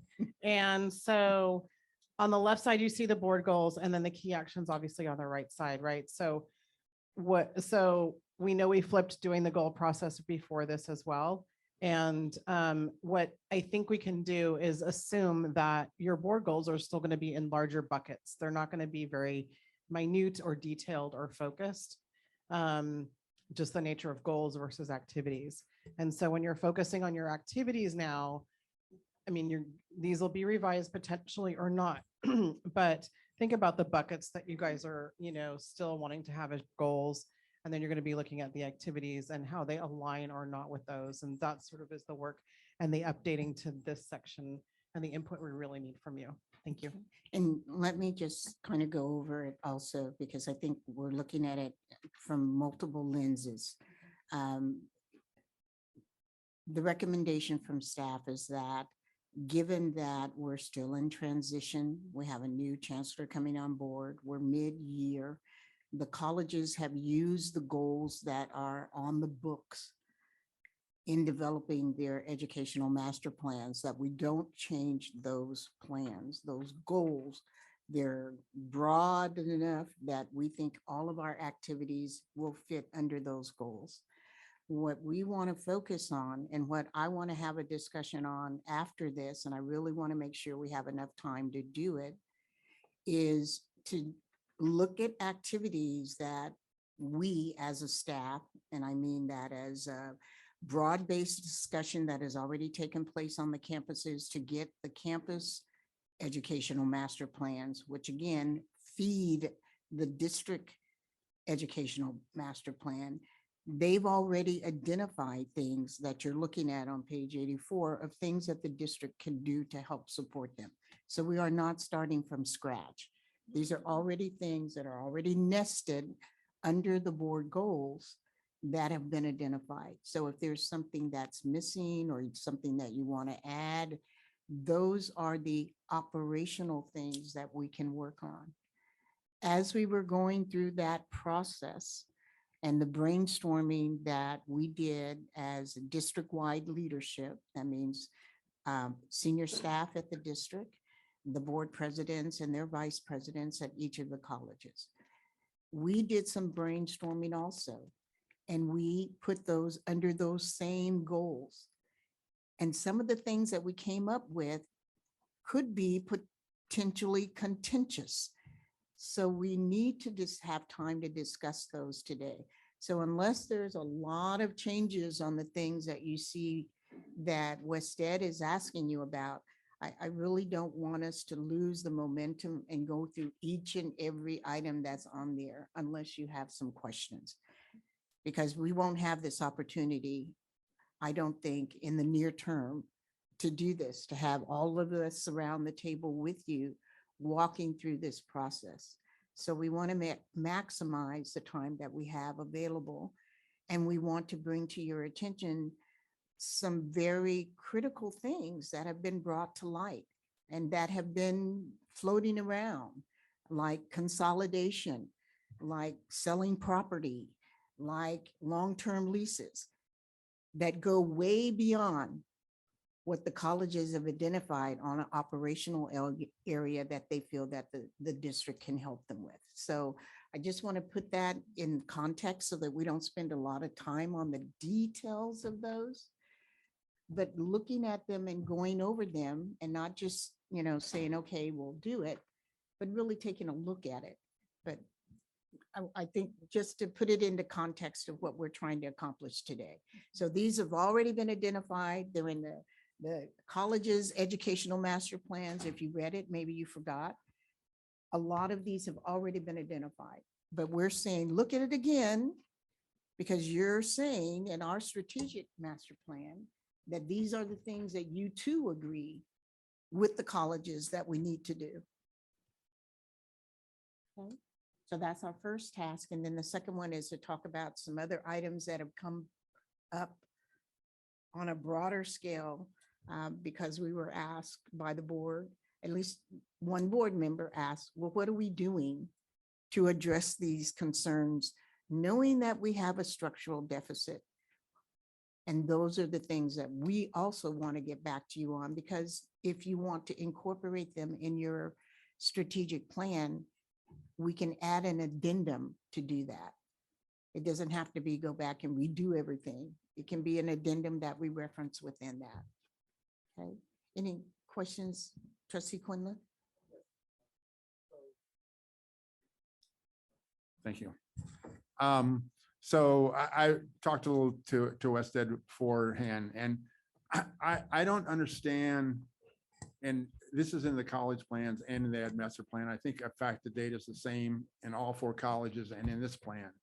And I don't understand that. I don't understand why we have things like, is it in here? Air traffic controllers. But we don't teach air traffic controllers. We don't teach, there's a ship engineers. We don't nuclear technicians. None of those things are things our students can train for.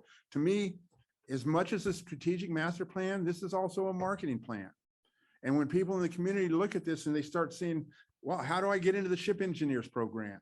And each college master plan to me should have the programs we have at those colleges and the data for those programs, because that's what people are going to be looking at. They're not interested in air traffic controllers. If we don't have those plans, we can't sell our day, our colleges and our programs based on air traffic controllers, because we don't do those. And I don't think we will ever do those.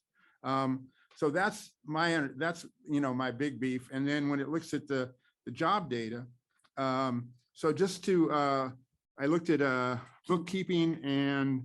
Can I address your first question before we go to the Sure. second, just so we don't, I just want to ask and answer. Sure. There was a time where when we did our educational master plans at the colleges, things like biomanufacturing was identified as a burgeoning field. We had no biomanufacturing. We had no fab lab, but because of the market data, and you have been on the campus, taking that information as part of our program review process and moving those courses and those ideas into curriculum take 2 to 3 to 4 years. So we did not want to exclude things just because we weren't offering it now. So that was the reason and the rationale for that. But most of these things on here, we do not teach and probably will never teach. And the other thing is the data on the jobs. I mean, we can't just stay in it, well, maybe we will. I mean, we have a 5-year plan to do any of these things. It's probably going to take 8 to 10 years because we don't have the facilities to do it. We have facilities lined up. Just let me finish. The other thing is on the data that we use. So we're looking at overall job increases, which is not what the real job market is. Take example, the accountants, no, let's see, it's the one bookkeeping and accounting. So our document says there's minus 182 jobs in the next 5 years. And for overall total, that may be true. But if we look at the total number of jobs each year, there's 22,000, and this is statewide because I didn't have time to break it down by county, 22,487,000 jobs per year in accounting and bookkeeping. That's a huge difference. There's opportunity there that we're saying by minus 187, there's no opportunity there. When we look at auto service technicians, minus 68. Center of Excellence says 7,705 jobs. They agree with your total number of jobs in 5 years, but replacement jobs, retirements, everything else, 7,705 new auto technicians a year are going to be needed. Okay. That tells a completely different story. And the same is true with dental hygienists and web developers. Those were the only 4 I was able to go to, because if we're trying to sell our programs, the data we have is not selling our programs. Thank you, Louis. I think that information is really helpful, but I just want to kind of bring us back to what the chancellor just said a minute ago. We don't have a lot of time because we spent 2 hours in the evaluation, which is really important. We have a facilitated discussion that's going to be talking about a lot of things that we as board members have really wanted to talk about. So maybe this discussion and the little pieces of information that are really important that you're bringing up could be in discussion with WestEd and the chancellor. But I think for right now, if we could kind of call it back to what we need to, so we can get to the agenda item that's next. But your information, valid, great, but maybe we can target that to the chancellor and WestEd so that we can go to the next discussion. And I really would say that the deputy chancellor has been chairing this and has kind of got us off the dime on getting this done. So I would say her, also Dr. Vasconcelos has been hands-on for those specific discrete items that you're speaking to, Trustee Quinlan, not discounting that they aren't important, but your educational and strategic master plan is also a vision. It's not just a reporting out of what we're doing right now. So conceptually, you're right. Right now, we don't. But at one time, some of the programs that we have now came from those master plans, and people put then the resources towards those with the support of the campuses. All of those things that you've identified have gone through an iterative process of over 150 people. They didn't look at it from the same lens that you did, but it doesn't mean that it shouldn't be incorporated there. But I don't think we should hold up the whole process because of that.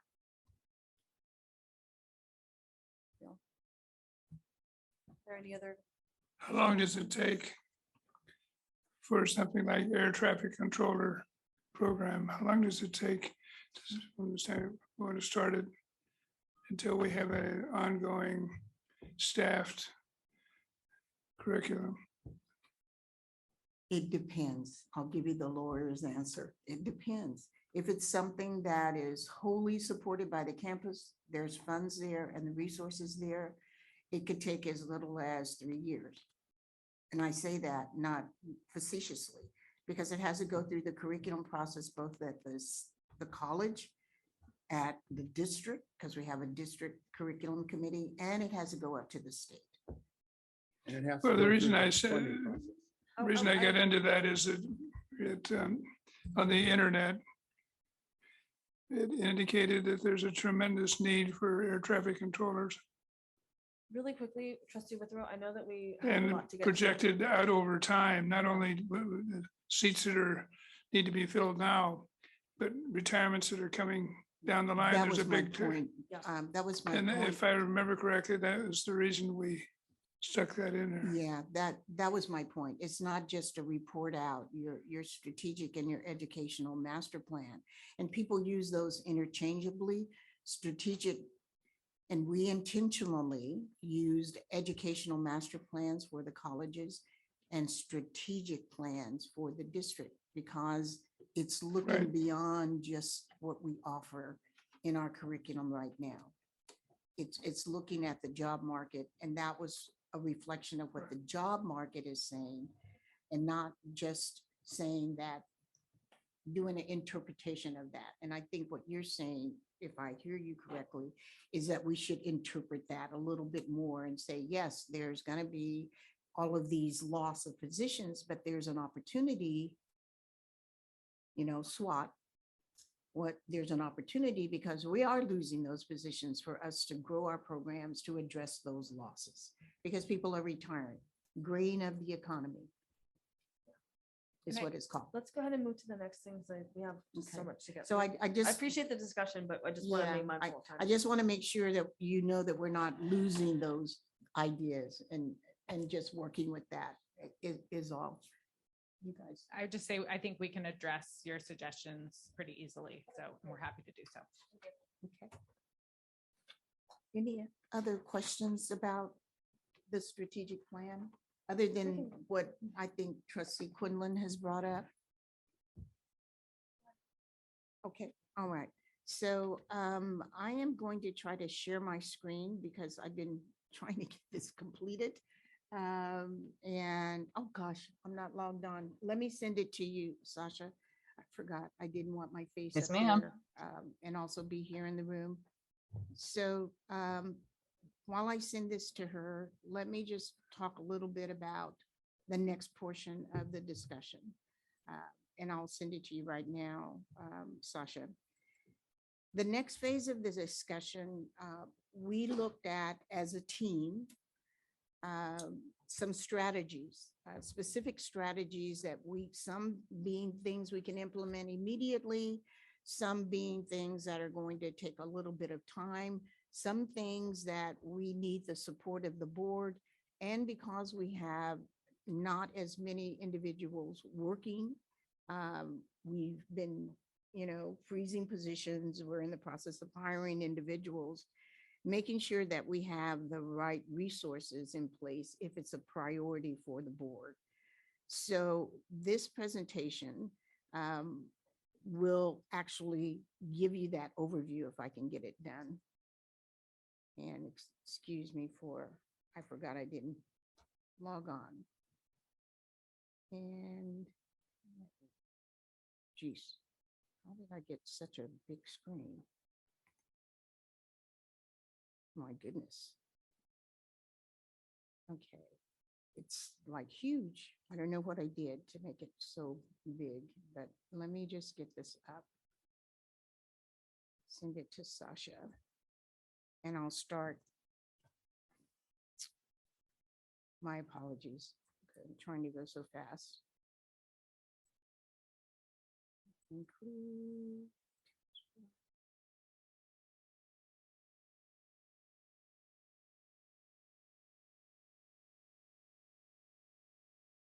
I think this is.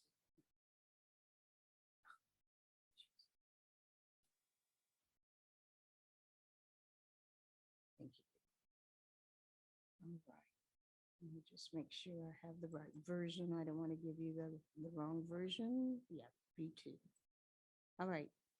So Sasha, it's coming your way.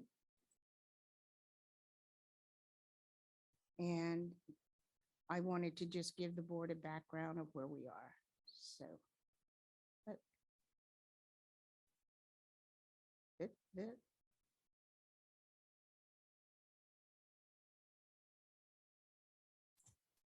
Waiting for it to come through, Chancellor. I know, I'm waiting for it too, and I don't know if I have a bad connection because I'm not logged on here. So give me a minute, Sasha. I'm sure it's coming, but I just want to make sure. Okay. I'm going to send it one more time just in case.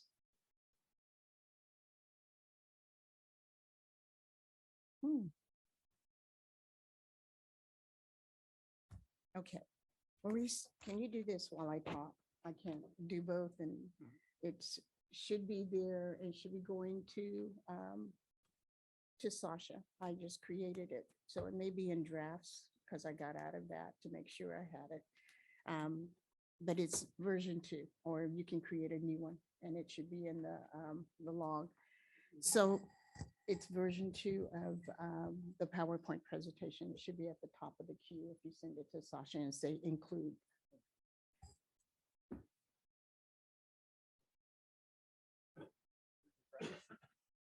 If you do a new email, send it to her, say include, it should be at the top. Okay. So when we started looking at the educational master plans, and we also started looking at the final strategic plan, we also at the same time started looking at strategies for increasing revenue, for reducing expenses, and looking outside the box. We did brainstorming over several sessions. We took those brainstorming ideas, which I'm not going to share with you all of them. I'm just pulling out the ones that we think might be contentious and getting some idea on the input. The others are just general operational brainstorming ideas. They don't really need any board guidance or direction, but there are some that go beyond that. So the last time we met was on Monday, yesterday, and we took those ideas and we then couched them under the board goals, which is another reason that we were saying, hopefully the board will not make major changes to its goals, the buckets, but look at the details under each of those buckets as we just discussed. As part of that brainstorming, we literally looked outside the box. We came up with ideas that have been floating in this district for a number of years. One of those was in terms of consolidation. One was, do we want to sell property? One was elephant in the room, do we need 4 college? Do we need something, one of everything at every college? Or can we do best by consolidating? The last time the district went through this was in the 80s. And that was when we decided there would only be 2 colleges had major programs in athletics. Laney would be the primary one. Merritt would have a program. And then College of Alameda, because there was no Vista College at that time. There was a center called Vista. There was no BCC. That College of Alameda would have one of each. They would have one women's program, which was women's volleyball, and they would have one program that was going to be men's basketball. So we've done this before. This isn't something new that we're talking about.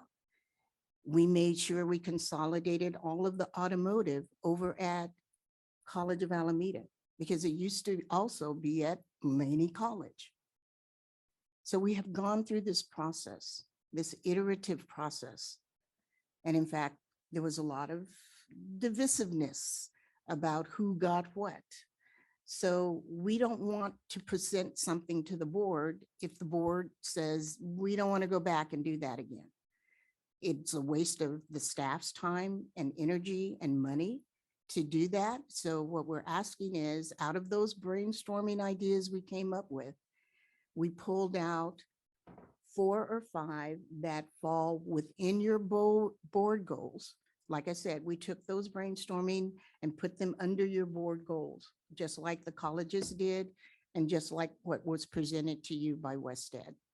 And we'd like to discuss those today. And as soon as it can get up, are you still having problems? You can. Yeah, I don't even know. I could, but I don't have one. Maybe it would be, okay. It's right here. And let me just transfer it over and she can bring it up and she can also print it out. Let me see if I can get it into the. It's like, I have so many openings. Which one is the right one? Is it this one? The one that you have your mouse? This one? Maybe I. Okay. Thank you. Let me just go here. Say, I don't know what that says. Let me just go here and say file save.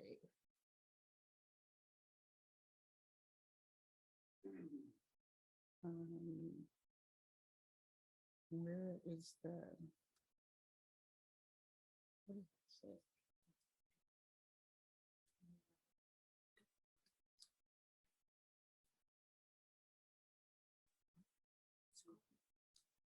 Yeah, I should have been logged on. I was thinking I didn't want my face up there. Yeah, I'm down. Oh, USB. No.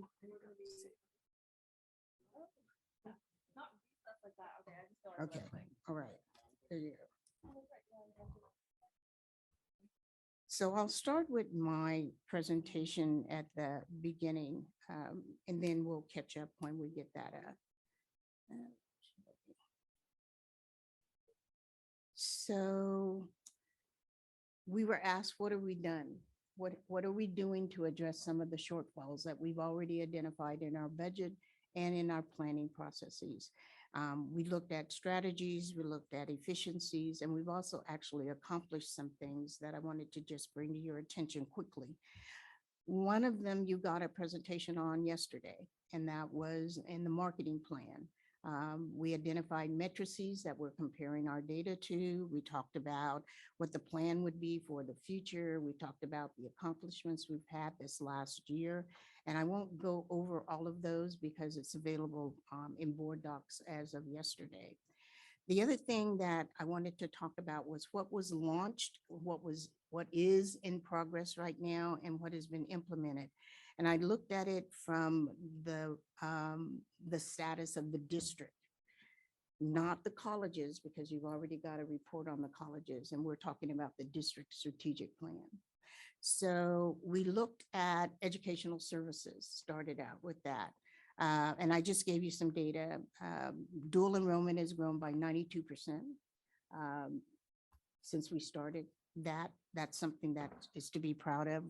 Went from 2,600 to over 5,000 right now. We have cap agreements with every K-12 district that's here. If you go to slide number 3 or 4, Sasha.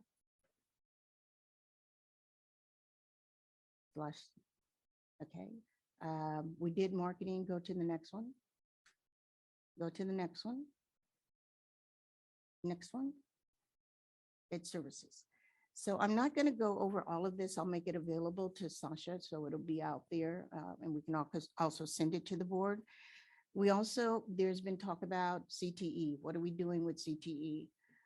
As you can see, we're using strong workforce funds as well as our parcel tax to expand that programs. This came from a first Dean's retreat that we had in spring 2022. We have one scheduled for fall 2023. We also have one with the retreat for all of the presidents and the expanded cabinet, which is the vice presidents. And we also have one that's been scheduled for the district office to do its own. We've developed strategic partnerships with PepsiCo, with Bayer. Can we go back to the previous? Okay. We have a state regional pilot program for Umoja. We have community-based organizations that we're working with, the Chamber, Oakland Rotary, Mayor's Office, 100 Black Men, Ahmed, Kaligas, a lot. So we are doing things. You don't see those all the time, but all of those things are happening in the background to get us to where we are right now. Next slide. Next slide. In the area of technology, because we're going to be coming back to you. We were going to give you an update last night because it is a public safety issue. We don't want everybody to know what we're doing in technology. We'll reschedule that to later, but we've already completed phase one, which is getting onto, cloud technology. We did that in January of 2021. We are finished with phase two. It's in progress. We're still doing training, fine tuning, but we basically finished that phase with the human resources and with finance module. Phase three is in progress. That's the student journey. I think someone said maybe one of the criteria should be for the new chancellor to enroll in the campus. We recognize that. We've been talking about it, but we're actually doing something now. We have a plan we've mapped out. We have a consultant that has been working with us on that, and we're now getting ready to go into the implementation. We've already done the planning. Now we need to implement it. So we're hoping to be done by the end of the fall semester. We're trying to get some components of it completed before the fall semester, so students that are enrolling for the spring will not have to go through the same process. Cybersecurity, the state has taken a lead on that. Many of you know we were attacked by bots and financial aid. We lost some money on that. Everyone in the state of California did that. So there's some new standards that have been established for that. Again, not something that you see, but things that we're working on with staff right now. Next slide. Facilities. We've been hearing a lot about facilities. Some of the concerns have lasted longer than my term here at the district, but we are addressing those. We've completed all of the cleaning of the campus cleaning on facilities. We've completed an evaluation of the elevator system at Laney College in particular. The vendor has made recommendations, but we need to follow those recommendations. Otherwise, we're going to continue to have problems. We're in progress with our 90-day all hands on deck projects. We've established ongoing meetings with DSA to facilitate our projects getting through the approval process. We're meeting with them every 3 months or earlier if necessary. I met with them just a couple of weeks ago on that because DSA, the division of the state architect, has to approve any construction projects that go forward. Looking at rectifying some of the things that they've identified. One of them is we have 10 years of reports that have not been certified. So we're working on that. We brought for the first reading the small business local enterprise board policy and administrative procedures, coming back for a second read in the fall. In progress with the evaluations of a new fire control system. We've already identified the RFP for who's going to run that program. Now we just have to do it. Right now, we have only a single source, that's JCI, and we're hampered with just having that. If that goes down, we're down, and we do not want to go back on fire watch. So we're using Marina Security to provide those services until we can establish a new upgrade. We're working on the staffing realignment and the gap analysis with DGS.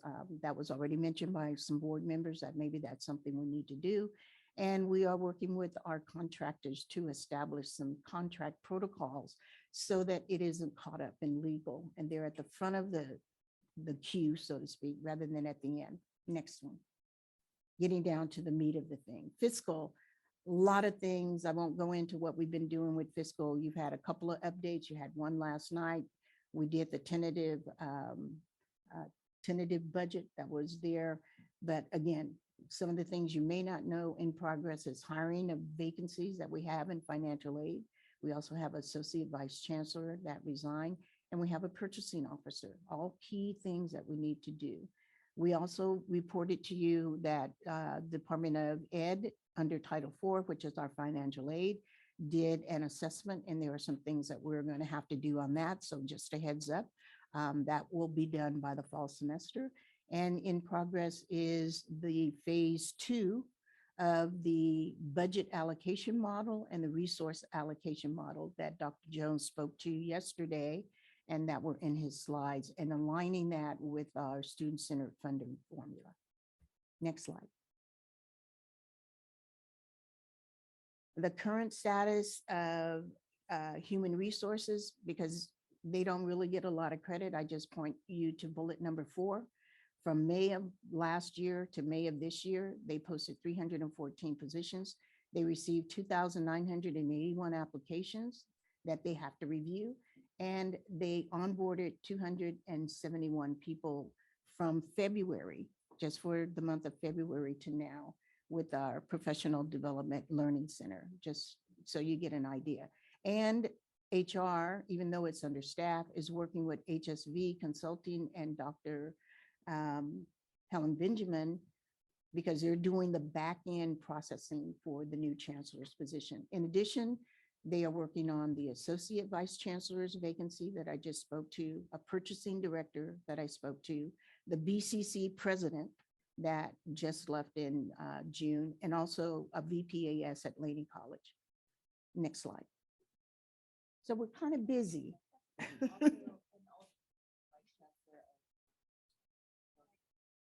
That is, we have not posted that because we were waiting for the new chancellor to come on board, and we wanted to echelon it so we wouldn't have all these new people coming at the same time that you have a new chancellor. Update on safety. We were going to give an update, but I'll just give you the things that we can put out for public discourse. We completed Clary software implementation of that, the incident reporting. We completed the hiring of a special projects director. So I keep saying that, Director Thomas is not the only person in that 24/7 office, Amy Marshall, which you approved the transfer of Amy over to that position. We've completed training of all marina security staff, mental health training, first aid training, and threat escalation training. We've also trained some of our safety teams. We've established safety teams at each of the colleges. And we also have established a security review and safeguards that we go through. Since Director Thomas reports directly to me at this time, that could change with a new chancellor, but because we were standing this up for the first time in November of 2021, we've done a lot in just a little bit over a year. Next slide. This is a slide that I always get asked, do we have broad participation at the campuses? Have you guys run this through the participatory governance process? So when it gets to the board, I want you to know that we've done that, but we don't have 100+ employees at the district office. We have a very lean staff. And I couldn't put all the names on there, but I did want you to see some of the names so you can go back and do a back check, do a fact check. Did you participate in this? Dr. Jackson said you did. So please do, because we do that. We don't give lip service to participatory governance. We actually follow through and do it. We don't always take their recommendations. And so people can say, well, we didn't go through it. Participatory governance does not say that we have to do what you tell us to do. I have to do, because recommendations are coming to me, what I feel is in the best interest of the district and of our students. I put students first. Next slide. So here we go. We map those brainstorming ideas to the board goals. Here are your 6 board goals. And you can see they're fairly broad, which is why I said I don't think we really need to go in and change this. But if the board feels that it should, then we will have an opportunity when I finish to discuss that with Dr. Benjamin. Next slide. When we went through and did our mapping, these were the items that I want us to have a facilitated discussion about. Under board goal number 1 was campus and district sites. Do we want to sell those sites? Do we want to consolidate those sites? Or do we want to lease those sites? And I was asked, what would be in the best interest of the district? We're looking at reducing our cost. And I can tell you, I did some research at the state chancellor's office with some friends, as well as with our interim vice chancellor of finance. And if I get the numbers wrong, help me out, Nathaniel. But when I did the study, it was a little over, because we serve over 10,000 students. We get from the state based upon the formula, a little bit over 4 million. I think it's gone up now to 5 million per campus. $5 million, a little over 5 million.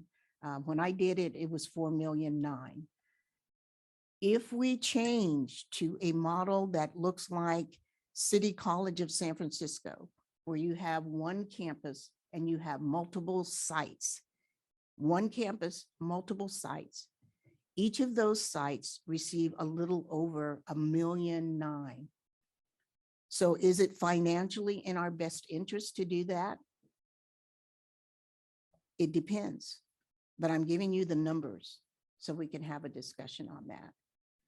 The other one was on under educational quality and student services that we spent a lot of time on was student basic needs. We had the Academic Senate president say it's not tangential to the mission of the district, but we put a lot of time into that. If the board does not want us to pursue that, please let us know now in open session, so people will not come to us, because we're getting community members coming to us saying, we want to help you with housing for students. So we've kind of got it down pat on the food distribution. The colleges do that. Some of them do it, you know, like on a Wednesday in the middle of the week. Some do it on a Friday, some do it other times. So we've kind of have that. The students have the AC transit that the associated students are paying for. So we've taken care of the transportation for the most part. The one that is still outlined is on basic needs is housing. And there has been a lot of concern about that. So before we go to the other items that are here, because there's a couple under each one, can we have a discussion on the 2 bulleted items under goal number 1 of the board? And if that is something that you do not want us to do, when we look at those discrete items that, you know, West Ed identified, let's make sure we pull off or add to any concerns or issues that you have on that. So the floor is open.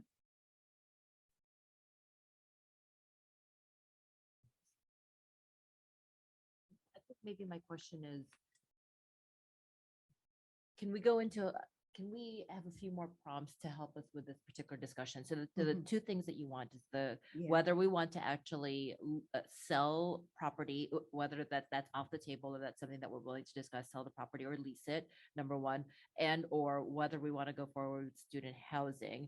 I guess the question in my mind is the whys of it. Like, why would we do it? Right. That was a question.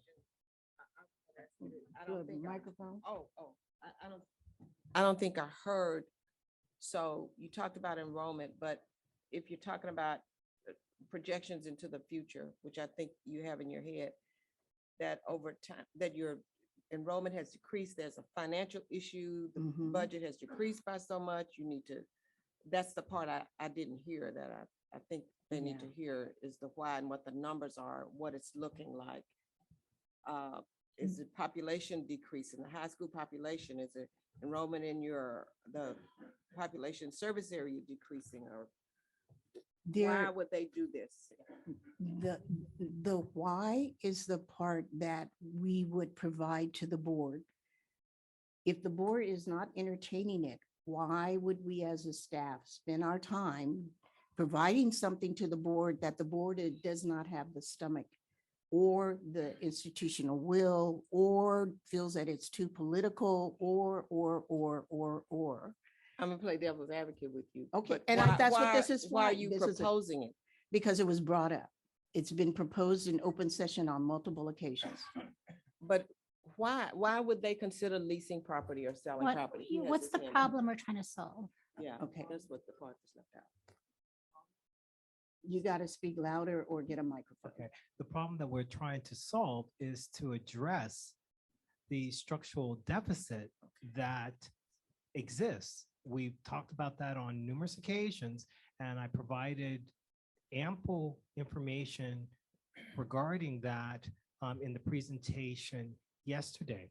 We also have talked about approaching this from 2 different approaches. One is enhance revenues. The other is expense reduction. And there's a number of ways in which we can approach both of those.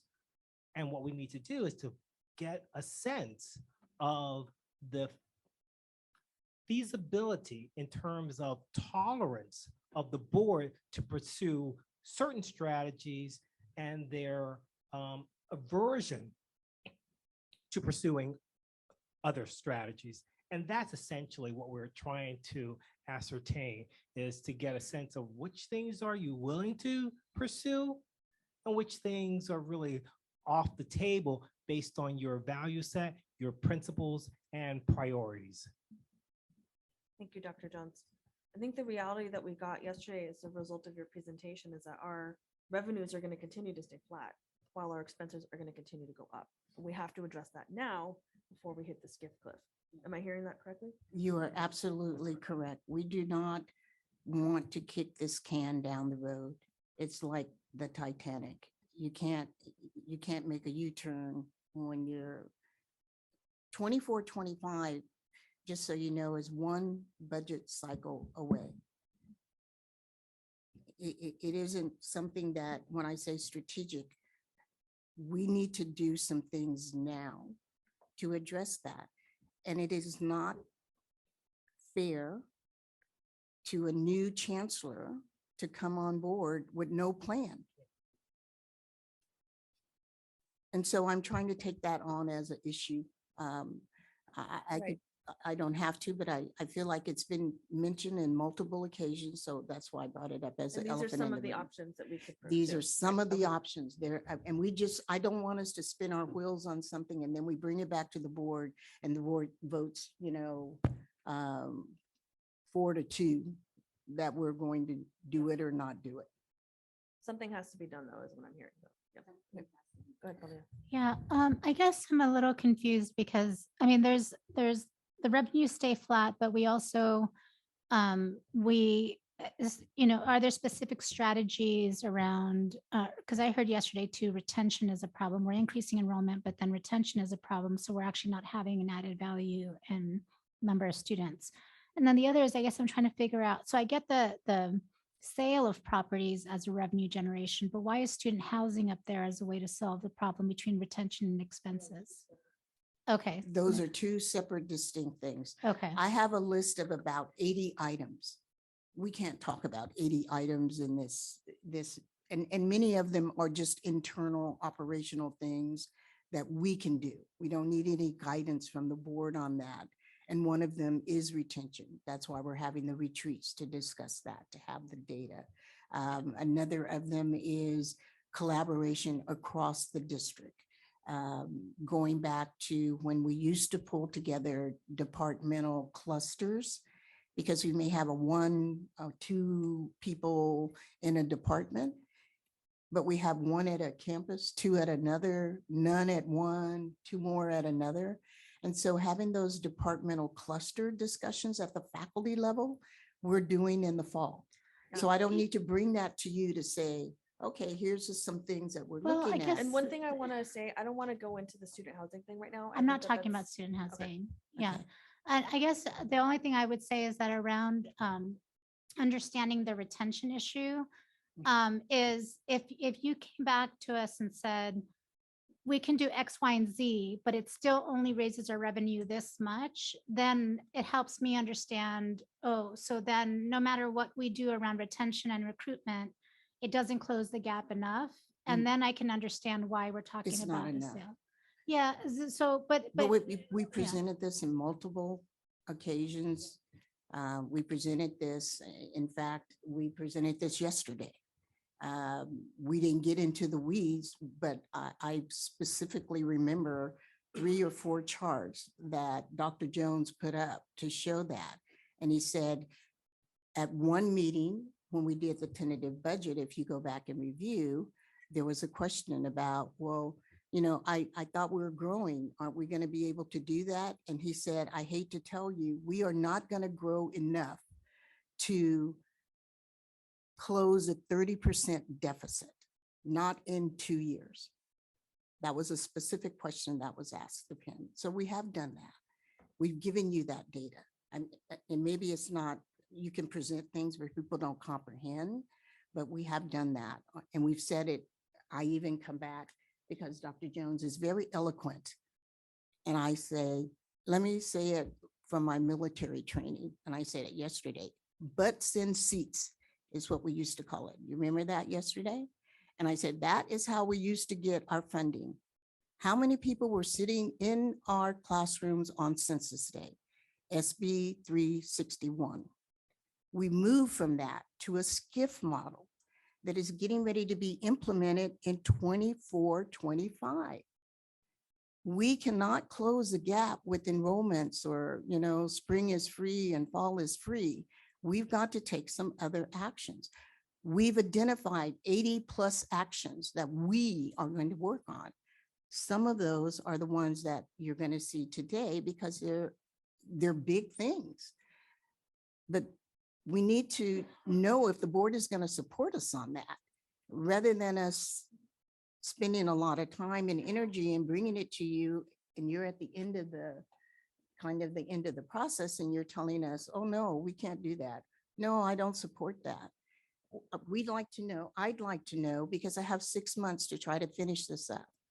So I'm kind of being a little blunt, but the incremental things that we've been doing have given us incremental success. And we're getting closer to the edge. And we want to make sure that we're focusing our actions on the things that the board says. Yes, Dr. Jackson, we are looking at consolidation. Come back and give us some data and a recommendation. That's what we're asking for. Not that you decide today what that is going to look like, but do you want us to focus our actions on providing that information? And know that there are going to be detractors out there. There are going to be people who said, no, no, no, let's leave it the same. We need more this or we need more that. They're tough decisions, but we've tried other things and they haven't worked.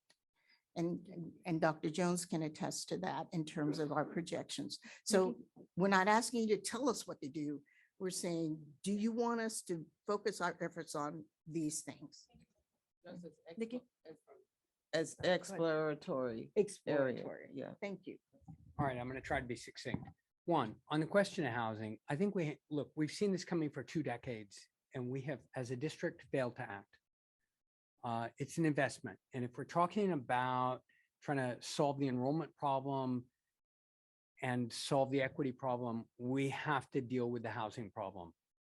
So that to me is a no-brainer. On the question of revenue, I think it's complicated. I remember when Alan Dones and the Dones family was trying to buy the Laney College field over here, and this board entered into an exclusive negotiating agreement. This was before we were elected. And they entered into an exclusive negotiating agreement.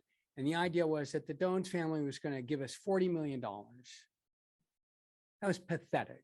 We were going to give away a huge piece of land for what we could pick up in a half a year on a parcel tax. Are you kidding me? No, look, the revenue problem is not going to be solved by selling our land. We have to look long-term cycles, not 10-year, 20-year cycles, but 50 and 100-year cycles. Once we sell our land, we'll never get it back. We will never get it back. But our public has always been generous to us. And so we could raise $1 billion in bond money if we need to refurbish our campuses. And if we need operating expenses, we have gone to the public and they have supported us generously with parcel taxes. That's a far more effective solution than beginning to think about selling land. And I'll tell you the other reason why we shouldn't even go down that avenue. It's a huge distraction. Some of us might think it's a great idea. Others of us will hate it, but the campuses will destroy the institution if we enter into that discussion. It's just not worth the struggle. So we've got to figure out ways that are win-win, and that's not the path to that. Now, campus consolidation, that's controversial, but it's also, you can do that temporarily. So you could create a center without killing the site. And that's something that I think we should look at, depending on how much money you save if you do that. So what do you save? You save a presidency, you save a vice presidency, you save some other administrative staff. You maybe are going to save some grants and so forth, but probably not unless you actually really close the site. So let's price that out and see what that looks like. And then you'd have to go, well, what site would you do? The obvious one, I hate to say this, is the College of Alameda, because it's the closest to, I know that's like the third rail, but if you're going to talk about campuses, like, well, maybe you should close Merritt. This board made a huge mistake building Merritt. We should still be over on Grove Street. And then we wouldn't have needed BCC. We'd have had a perfect site right there, but this board blew it, sold valuable land in the heart of Oakland. Ah, what a crazy move that was. We shouldn't be doing that, but I do think, Chancellor, if you're saying, which of these strategies should we be talking about? It would be, no, let's think about consolidation. And then we would need, as Trustee Gonzalez Brito says, well, let's price that out, because is the scale something that is gonna save us from the problem? And here's the other thing I want to just say.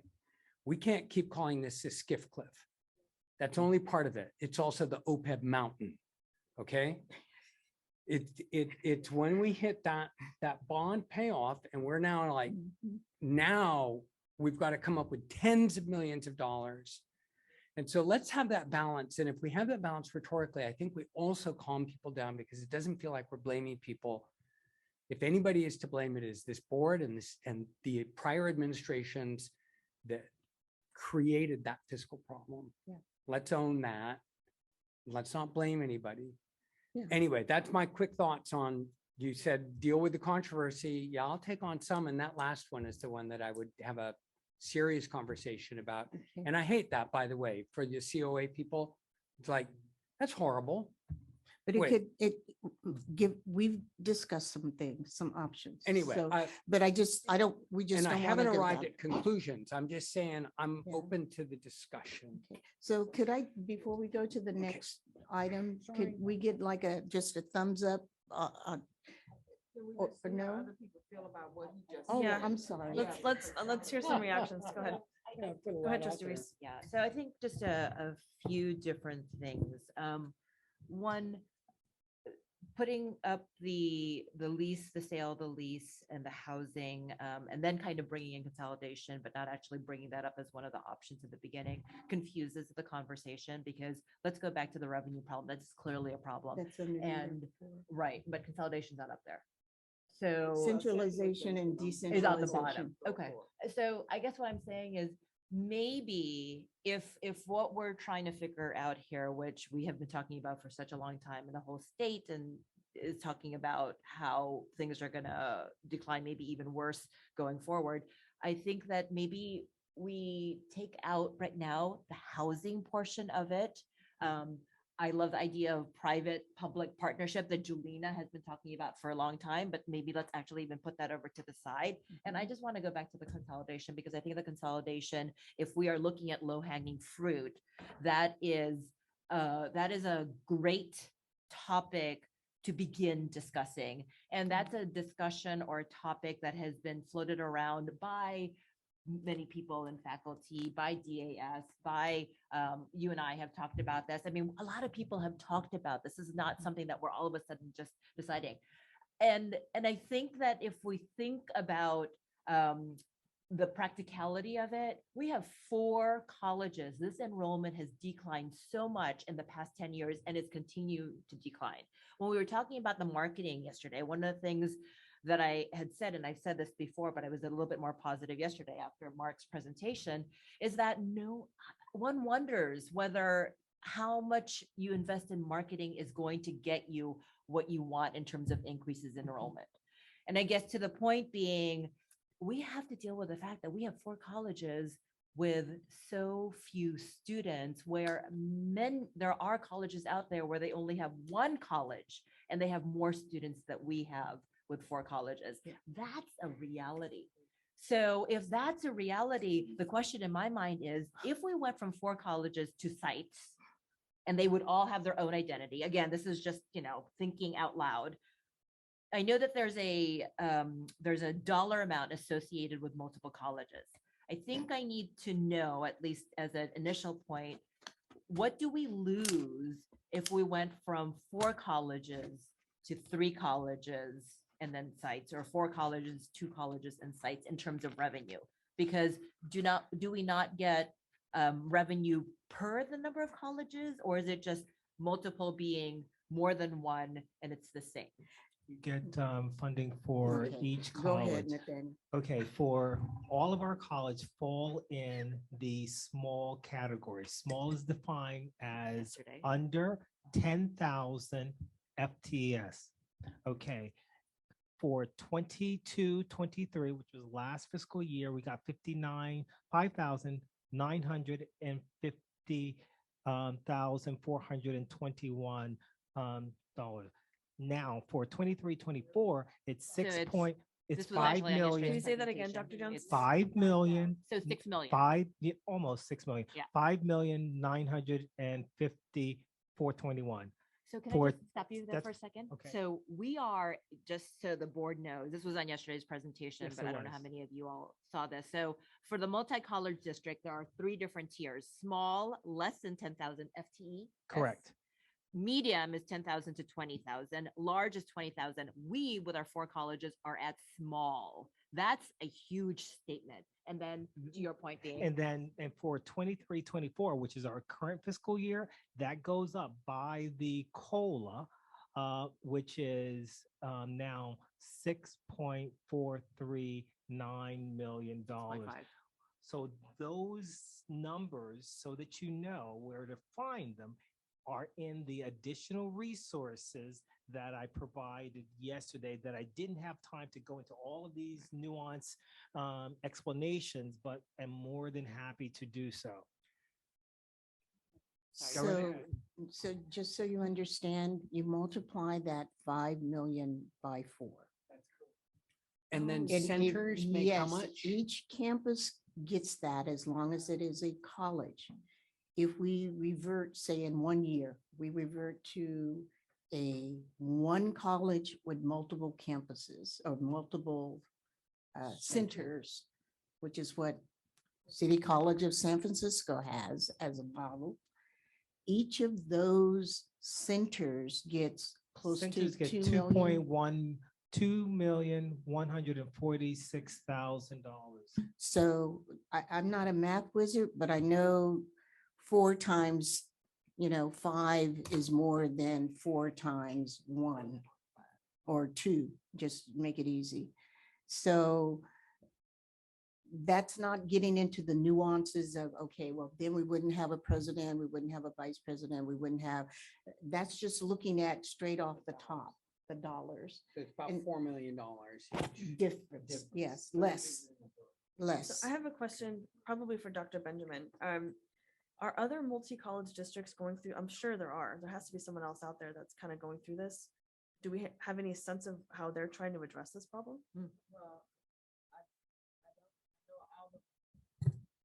I know that enrollments are declining, but I haven't looked into that. I don't know for sure. But I don't know about the rates of decline either. Yeah, and the reason that we put this up there is because it's the elephant in the room that keeps coming up. And we feel, let's just address it. If it's not feasible for us to do it, that's fine. But the other pieces you're The also. other pieces are Yeah. up there, and I- that's the consolidation. And Trustee Villeries, the consolidation, centralization, decentralization is under goal number 4. We tried to align our topics to the board goals. And it doesn't sound like it under board goal effectiveness, but if you read what you put under there in the narrative, it aligns with that narrative. So, but it Trustee is up Moses? there. So I'd like to ask, so I do agree with Trustee Gonzalez about selling. Once that's permanent. But also I think consolidation is very permanent as well. And we would have to just find out like what happens. So before we do something so permanent, which removes a lot of people, a lot of jobs, community, a lot of things will change. And regarding consolidation, and removing Alameda. Let's remember, we also have an application for housing in the works. And Alameda is supposed to be that location, that site for it, for the government funding. So there are already things like in the works that would, there are already things in the works. Just wondering about leasing is the question. As that's something that we can try for a year, couple of years. If it doesn't work out, I understand it's not going to address enrollment. We still need enrollment to be higher, but regarding revenue in general, can we try something that's a baby step versus something that is super permanent and will affect the community in, I would say, negative way? Yeah, and just to address the housing issue, because again, we live and breathe this.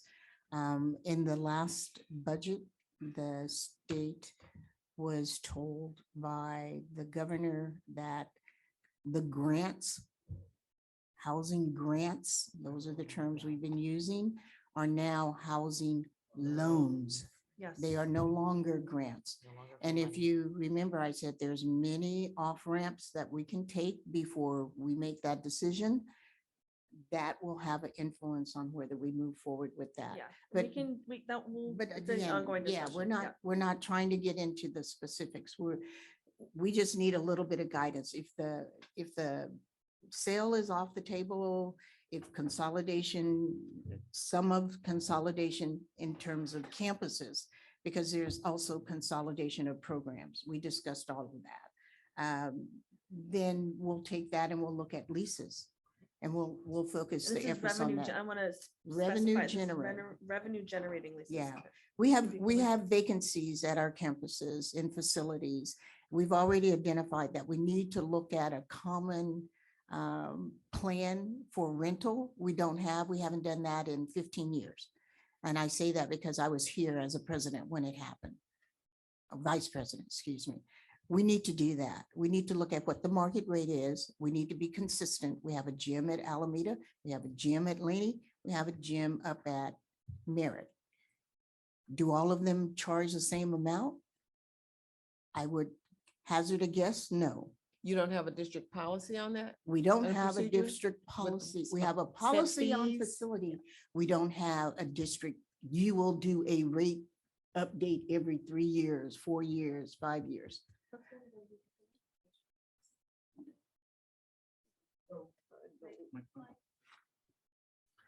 The other thing about leases, I mean, the problem is once you have tenants, which is what you're going to have if you lease stuff, that if it's going to be anything of value, it means they're going to do something on that land that's going to build something that they're going to be running or doing, or, and that, which means we're going to probably have to do some kind of long-term lease, right?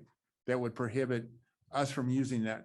I mean, we just have to look at that as if we lease a chunk of land, that means effectively we've lost control of that land for at least as long as the lease is and whatever conditions there are. Yeah, we have leases already, so it isn't a if, we already have leases. They are inconsistent across the district.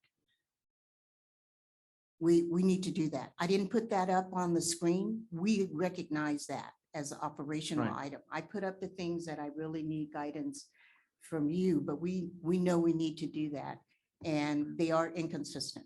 Some people rent a field, but we're also talking about rental of facilities, indoor facilities, long-term leases on that, So with that, or short-term. so the long-term leases, I know, when we built certain new buildings that basically we had to tear down or get rid of some buildings because were tied to a certain square footage based on fusion and everything.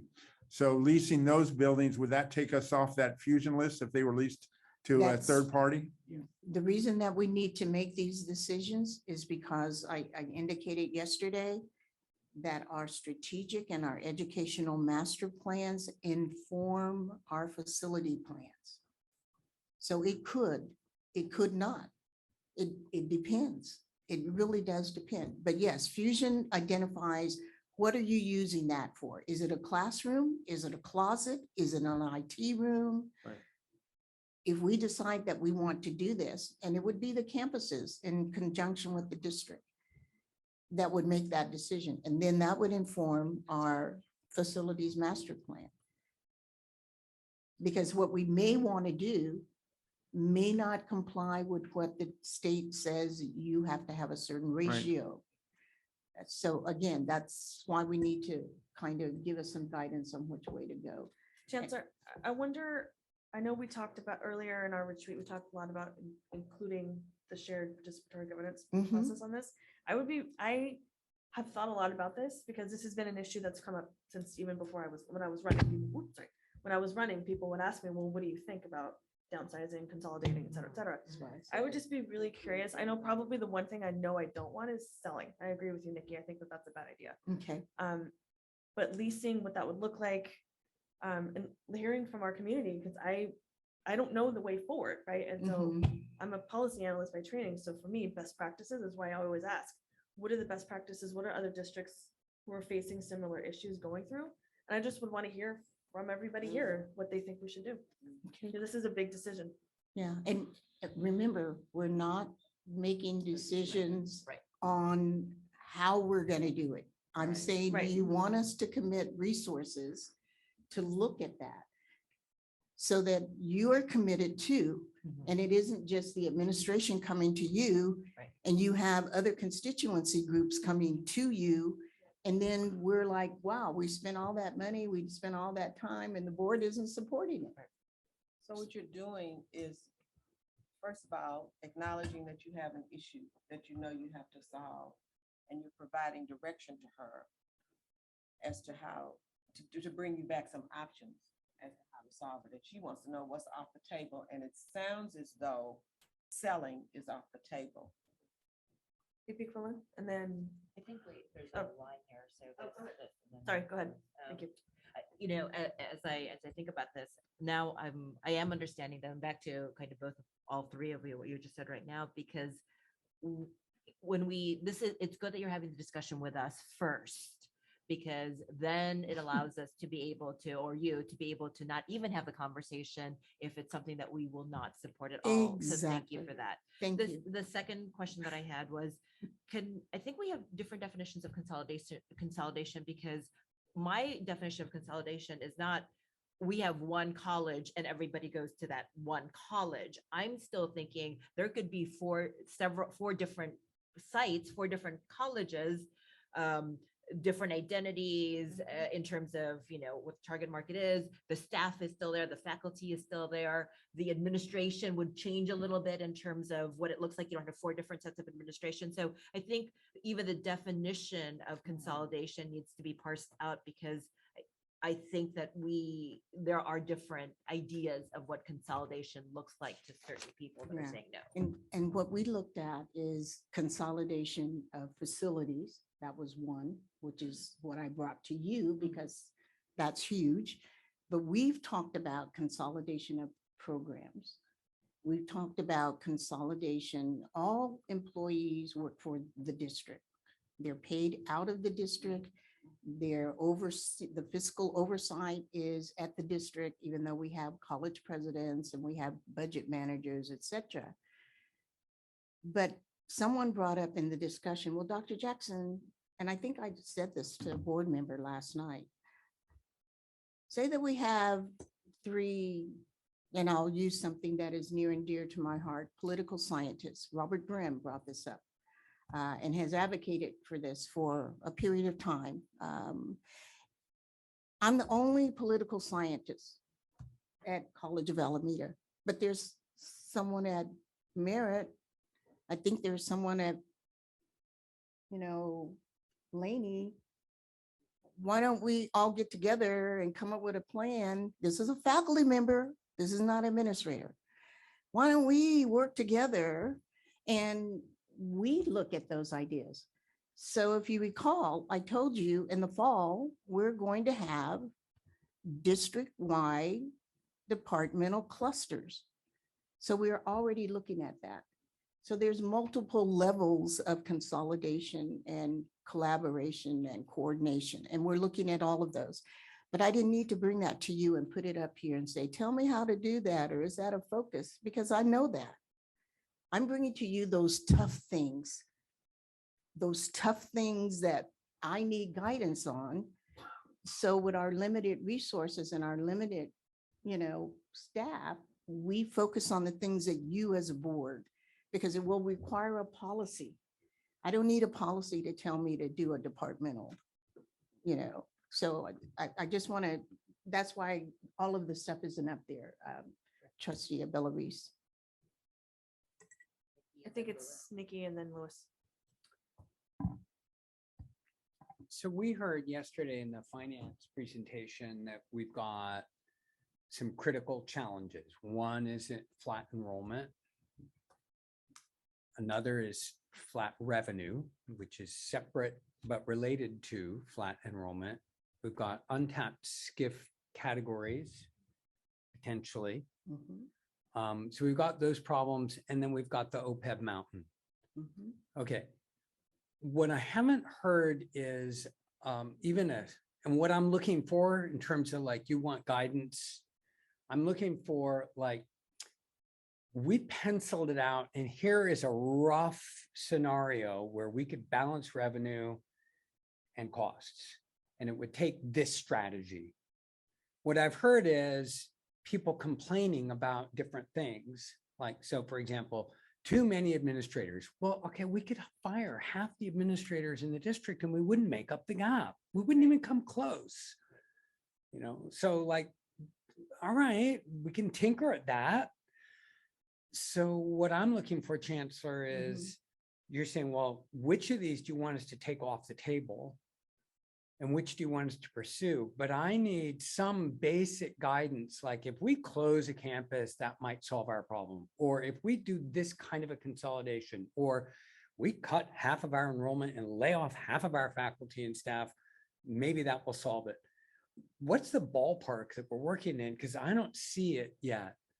Maybe I'm just not imaginative, but maybe that's also not my job. Maybe my job is to hear your basic rough proposal and then say, yeah, that sort of makes sense and it fits within my value system. Yeah, at issue is the time, and at issue is the staff. Yes, I could give you that if I filled all those positions that we have frozen because we didn't have money. I mean, just I could do ballpark. this if you asked me this next year. I could give you all of that, but I can't give you that right now. What I can tell you is, and we have said this on multiple occasions also, even when Adil was the vice chancellor, each year we are incurring about additional $3 million. He said it, if you go back and look at the last time he did a presentation last year, and that has not changed. I don't know if it's gone up, but I know that that was a ballpark figure of what we have to kind of get our handles around Okay, with the so multiple. I've modeled that for You you. know. I'm gonna then just put out my Is best that what you're solution still right now. saying? Yeah, I've modeled that. I mean, that's in the information that I've provided. It shows you what the revenue assumptions are, and it shows you what the expense assumptions are, and you can see that the gap is increasing. And I can tell you, based on those assumptions, what the variance is between revenue and expenses for each of those years. Now, that's just a model and that's just an estimate, but it's a reasonable estimate based on historic norms and what we know about changes in the funding policy. So that I can give you that number, but the question is, what are we willing to do in terms of strategies to close that gap? Yeah. And what is our tolerance for those strategies? And I'm also hearing I know that we have a couple So if more I can questions. just close Oh, out, yeah, go then ahead. I'll close out. Look, to me, the most effective things that I've seen are parcel taxes. They're pretty consistent and we have a public that supports them. We've got bond money. We just need to spend it effectively. And then maybe we should look at what does it take to move to be a basic aid district, or, and if that's just completely off the table, the last thing I want to go back to is what Deanna said, like, all right, so if any of these are going to be hard, we need a really robust buy-in from all the shared governance constituents on whatever gets pulled forward. So, but I need to see I would have said, let's go back out to the public, probably raise an extra $10 million a year. We looked at the bond and the feedback that we got. And this is me talking to individuals in the community, is if you went out for a bond for housing, that is huge and you have support and you could probably do that. You might even want to do housing, not just for students, but also mixed use with faculty and staff. Some colleges have done that. We haven't looked at it. We haven't pursued it, but that is a possibility for a bond. But again, I've gone through a bond when I was a chancellor. It's hard because you're still running the district and you're doing all of this stuff, but you can't do it on district time. You can't use district funds. You can't use district resources. So you got to get people to donate stuff. And then you got to go there and meet with them after doing your full 12-hour day. It is not easy to do that. And I think it's unfair to ask a new chancellor to do that. So we kind of took that off the table. It's there, but not in the next 12 months. We don't feel that that is feasible in the next 12 months. I need 30 minutes with you guys. We haven't gotten Yeah. to the goals yet. You're just Okay. trying to get direction, but I know your hand is up. I'm sorry to preempt you. VP Quinlan, and then if anyone else wants to jump in, this is the time.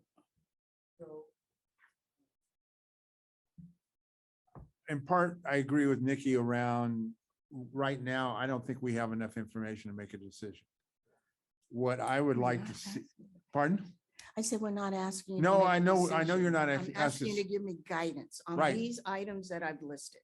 That's all. So what There's I, only 7 items. what I would like to see is a board training along with our district academic senate and classified senate representatives to sit down and lay these things out so that we can get concrete figures on it. Right now, some of these are guesses. Leasing, we don't have, I don't know if we have any idea how much we could lease or what that would entail. I mean, some of these ideas are just floating as opposed to based in any concrete. They're ideas and concepts. Right. We do not have the staffing, and I'll say that again. Give me another year, and I don't want another year, but I'm saying it will take us at least a year to get the information, to vet it with everybody, to get consensus from everybody to move forward. All I'm asking for is, do you even want me to pursue it? If you don't want me to pursue it, I'm not going to pursue it. I'm not going to look at a sale. That seems to be off the table. No. It seems that maybe consolidation and maybe doing something with leasing, we can look at that. Yeah. I'm not saying let's get everybody together to tell me, okay, go look at that. I'm saying the board, these are your goals. I think, I'm sorry, I get a little, upset. Yeah, I think that even from this preliminary conversation, which it is, already we know that sales of the property or properties off the table. I think that that's a starting point. I think we have to have these discussions. And again, these discussions are already running around at different tiers and different colleges. And people are wondering, when's the board going to act on it? When is the district going to act on it? So I think the discussions have to go forward. And here's one little thing. So Bill and I have had many of these discussions. And the question has been, what's going to make a chancellor come to this district if we keep on operating the way we're operating? You have 4 colleges, you have really small declining enrollment. We got to do something innovative. We got to do something different. We got to make this work because it's got to work for our communities.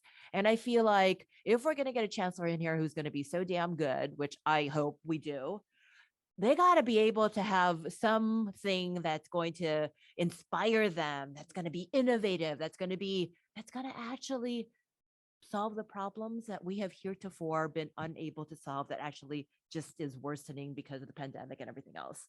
So if this is just a preliminary conversation, except for the selling, which is a no-brainer no, is what I'm hearing. Let's go at the conversation with people at the district and see where it goes and what ideas are generated and so on and so forth. I would agree. Go ahead. Alina. Yeah, so I agree with what Trustee Reese just said.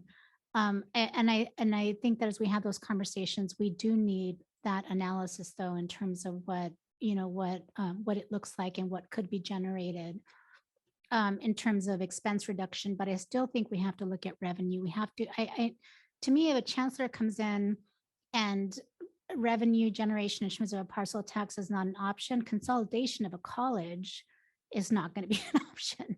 So we need to be able to do both and put the path forward on, here's the expense reduction, here's the revenue generation.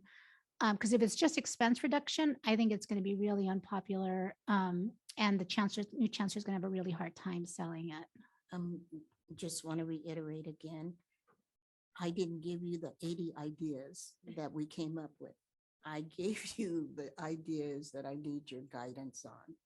We looked at expense reduction. We looked at revenue generation. We looked at reorganization, realignment. We looked at consolidation of programs and services. And we haven't even got to the rest of the things that you're saying that we need to look at because they're under different areas of your goals. Realign release time for faculty. Chancellor, I guess I'm agreeing that I think except for sale, these are the right things to look at. I was just trying to add, that's okay. I just wanted to see about parcel tax as well in that, but I agree that in terms of expense reduction, that these are the, Thank you. Yeah. I'm sorry.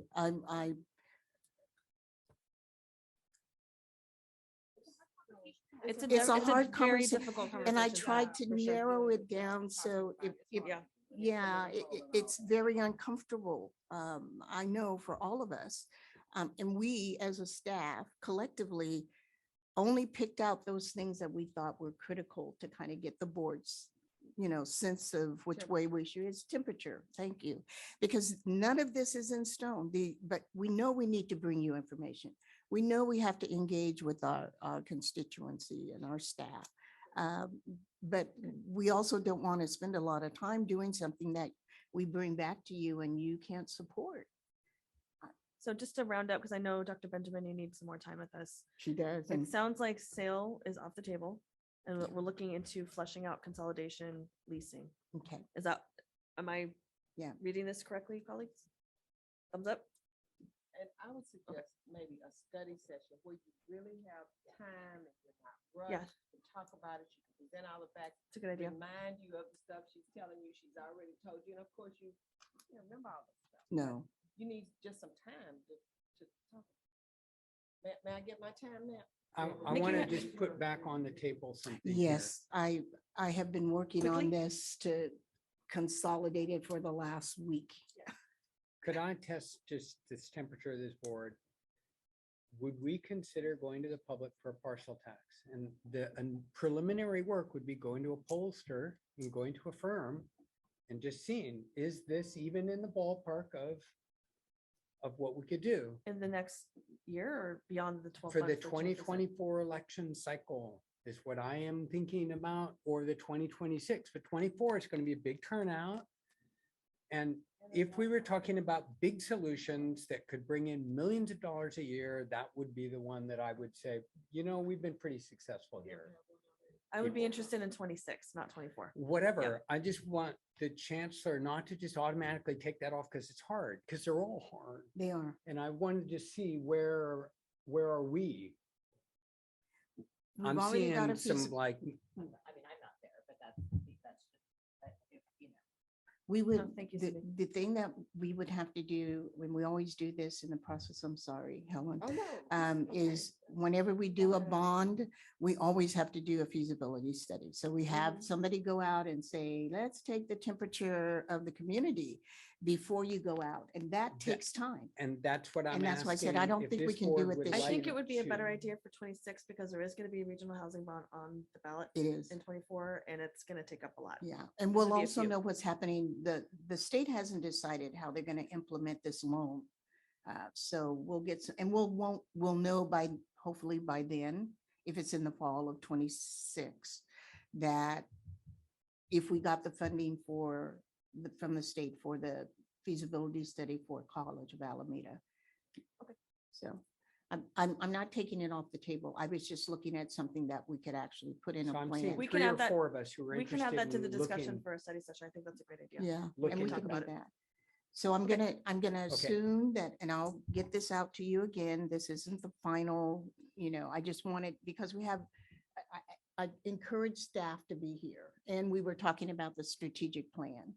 And so I just wanted, this was a timely matter to bring it to you at this point. But it's not final, and we can bring it back to you. We can put some numbers to it, but they're going to be projection numbers. They won't be detail, which is what we really need going forward. We can do that, but I will send this out to you so you will see it. Thank you very much, Chancellor Mhm. Jackson. Dr. Benjamin? Dr. Benjamin. Go Thank ahead. you. I have so greatly abbreviated what I was going to do, but it means we're going to have homework. She's a teacher.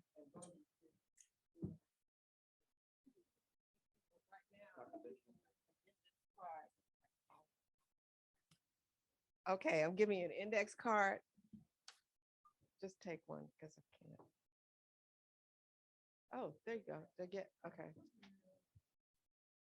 So you've heard a lot today, and we're back on board goals right now.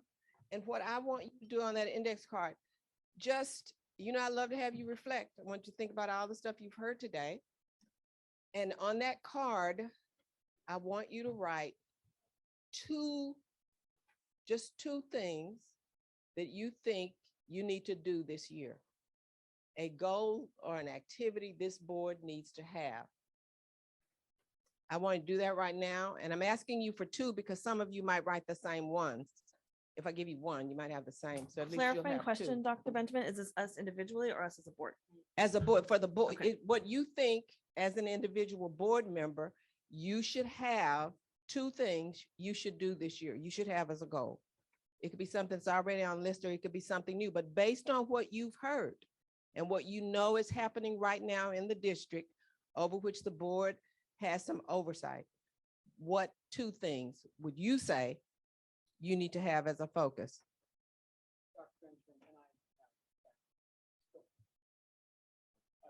Here. Is this district, like, if we as a board member think about what the district should be focusing on, these are the two things that I think I would like to have the chancellor be paying attention to? Well, then we make those chances, that could work. Is that what it is? Or is it like, these are two activities that the board should do internally for its process? Well, not necessarily for, it's a process. We'll do a duet.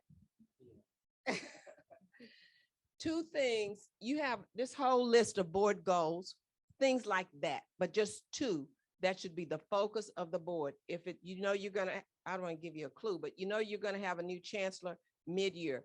There may be something you think the board needs to do in advance of that. There may be something you think the board needs to do after that. You've heard all these things Dr. Jackson said, all these issues you're facing around fiscal responsibility and other issues. Two.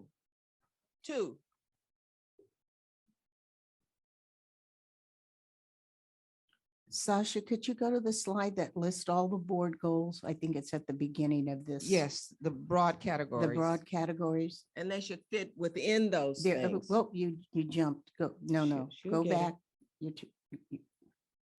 It has the six, It starting has- with educational success.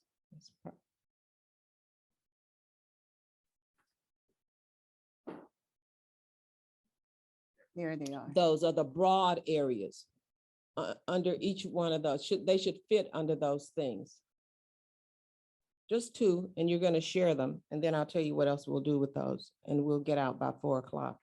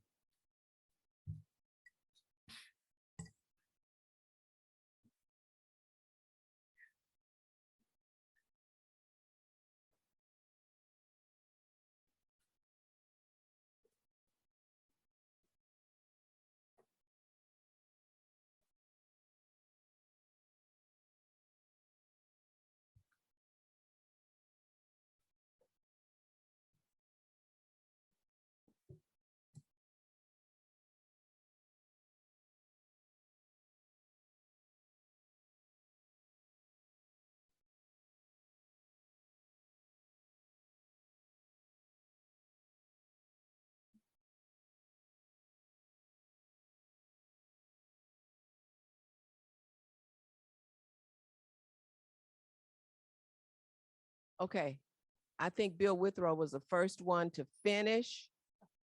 So Bill, will you share your two, please? And as I go around, if someone has already given one you've said, then just don't repeat it for us. Okay, Bill, we're ready.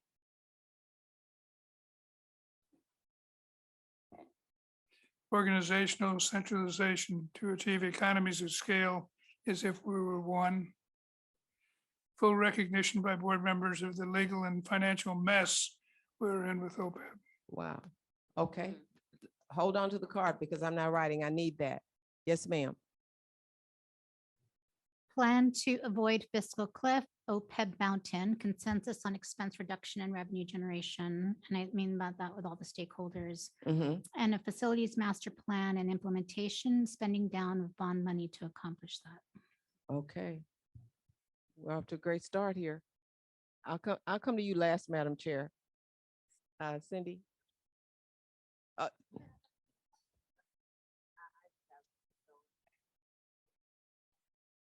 And me, in terms of facilities, what do you want done? It need the most basic things.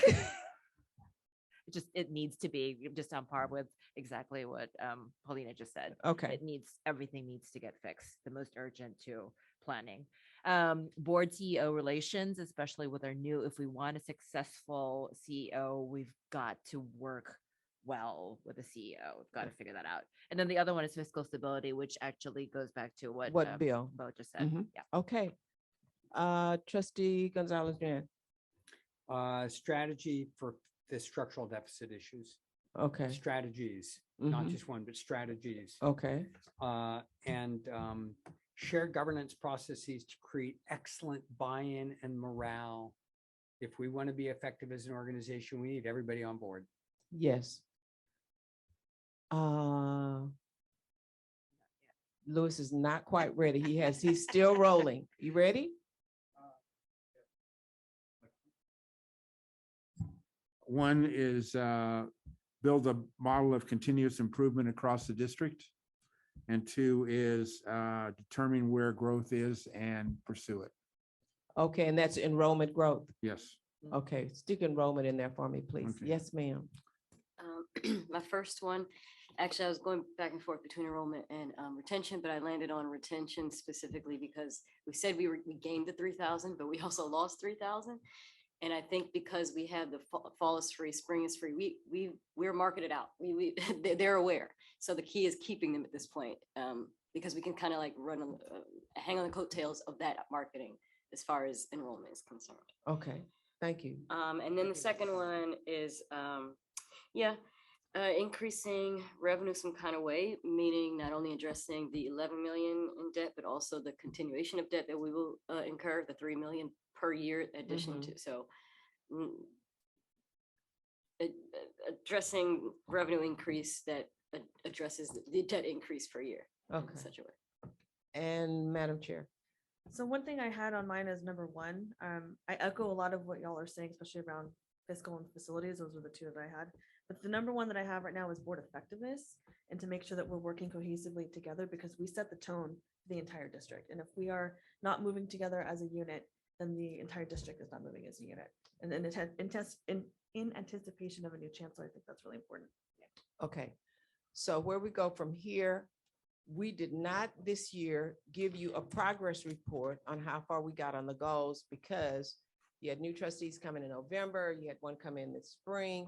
So the suggestion and what I'm going to do, these goals that we have from last year, the current goals, I am going to send you a little survey to take, and all you have to do is indicate whether you think, and it's not the goal, because those 6 broad areas I think are really good. I think you're okay with those, you know those, but those action steps underneath, you are going to just indicate in the survey whether you want to retain that goal or not. And then I'm going to put the ones you said today into some kind of sentence, if it's not already there, and include it in that survey.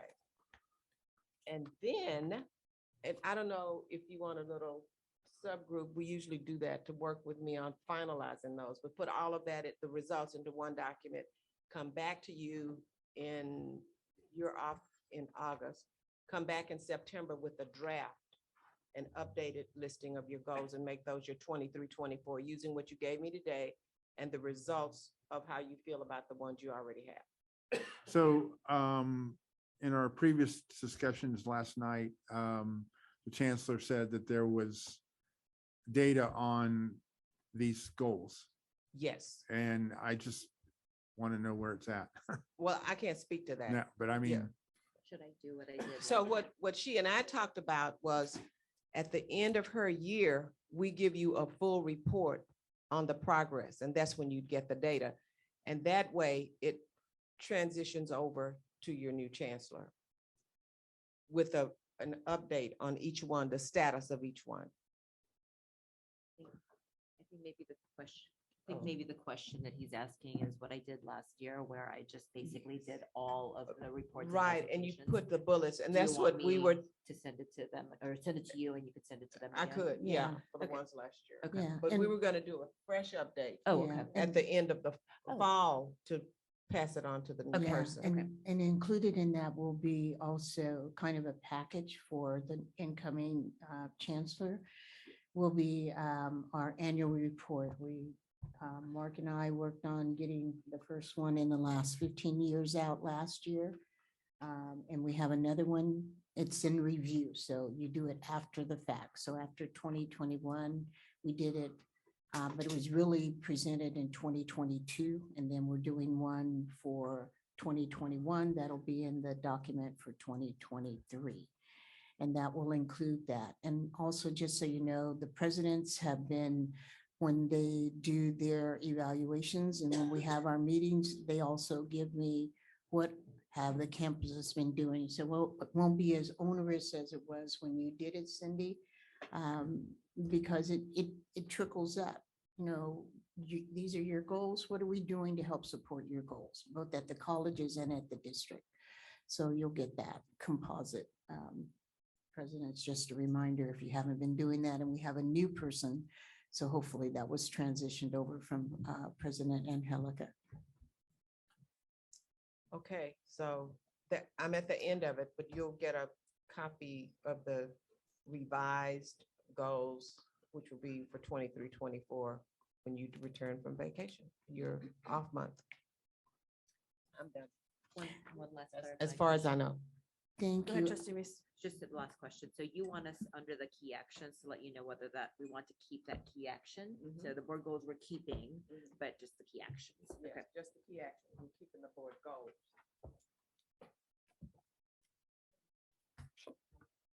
And I was going to say, and if you could review the items that are in the strategic them this way, plan, Amy. because those also relate to your goals, to make sure that those match up, because we did kind of short circuit, and I know that Wested was here and wanted to go through that, but I knew we wouldn't have time. I'm sorry. We have 13 minutes if they want to go through it. I mean, if they do. Do you guys want to go through anything, Kelsey? Or are you okay with I know, just right? getting the feedback after the fact?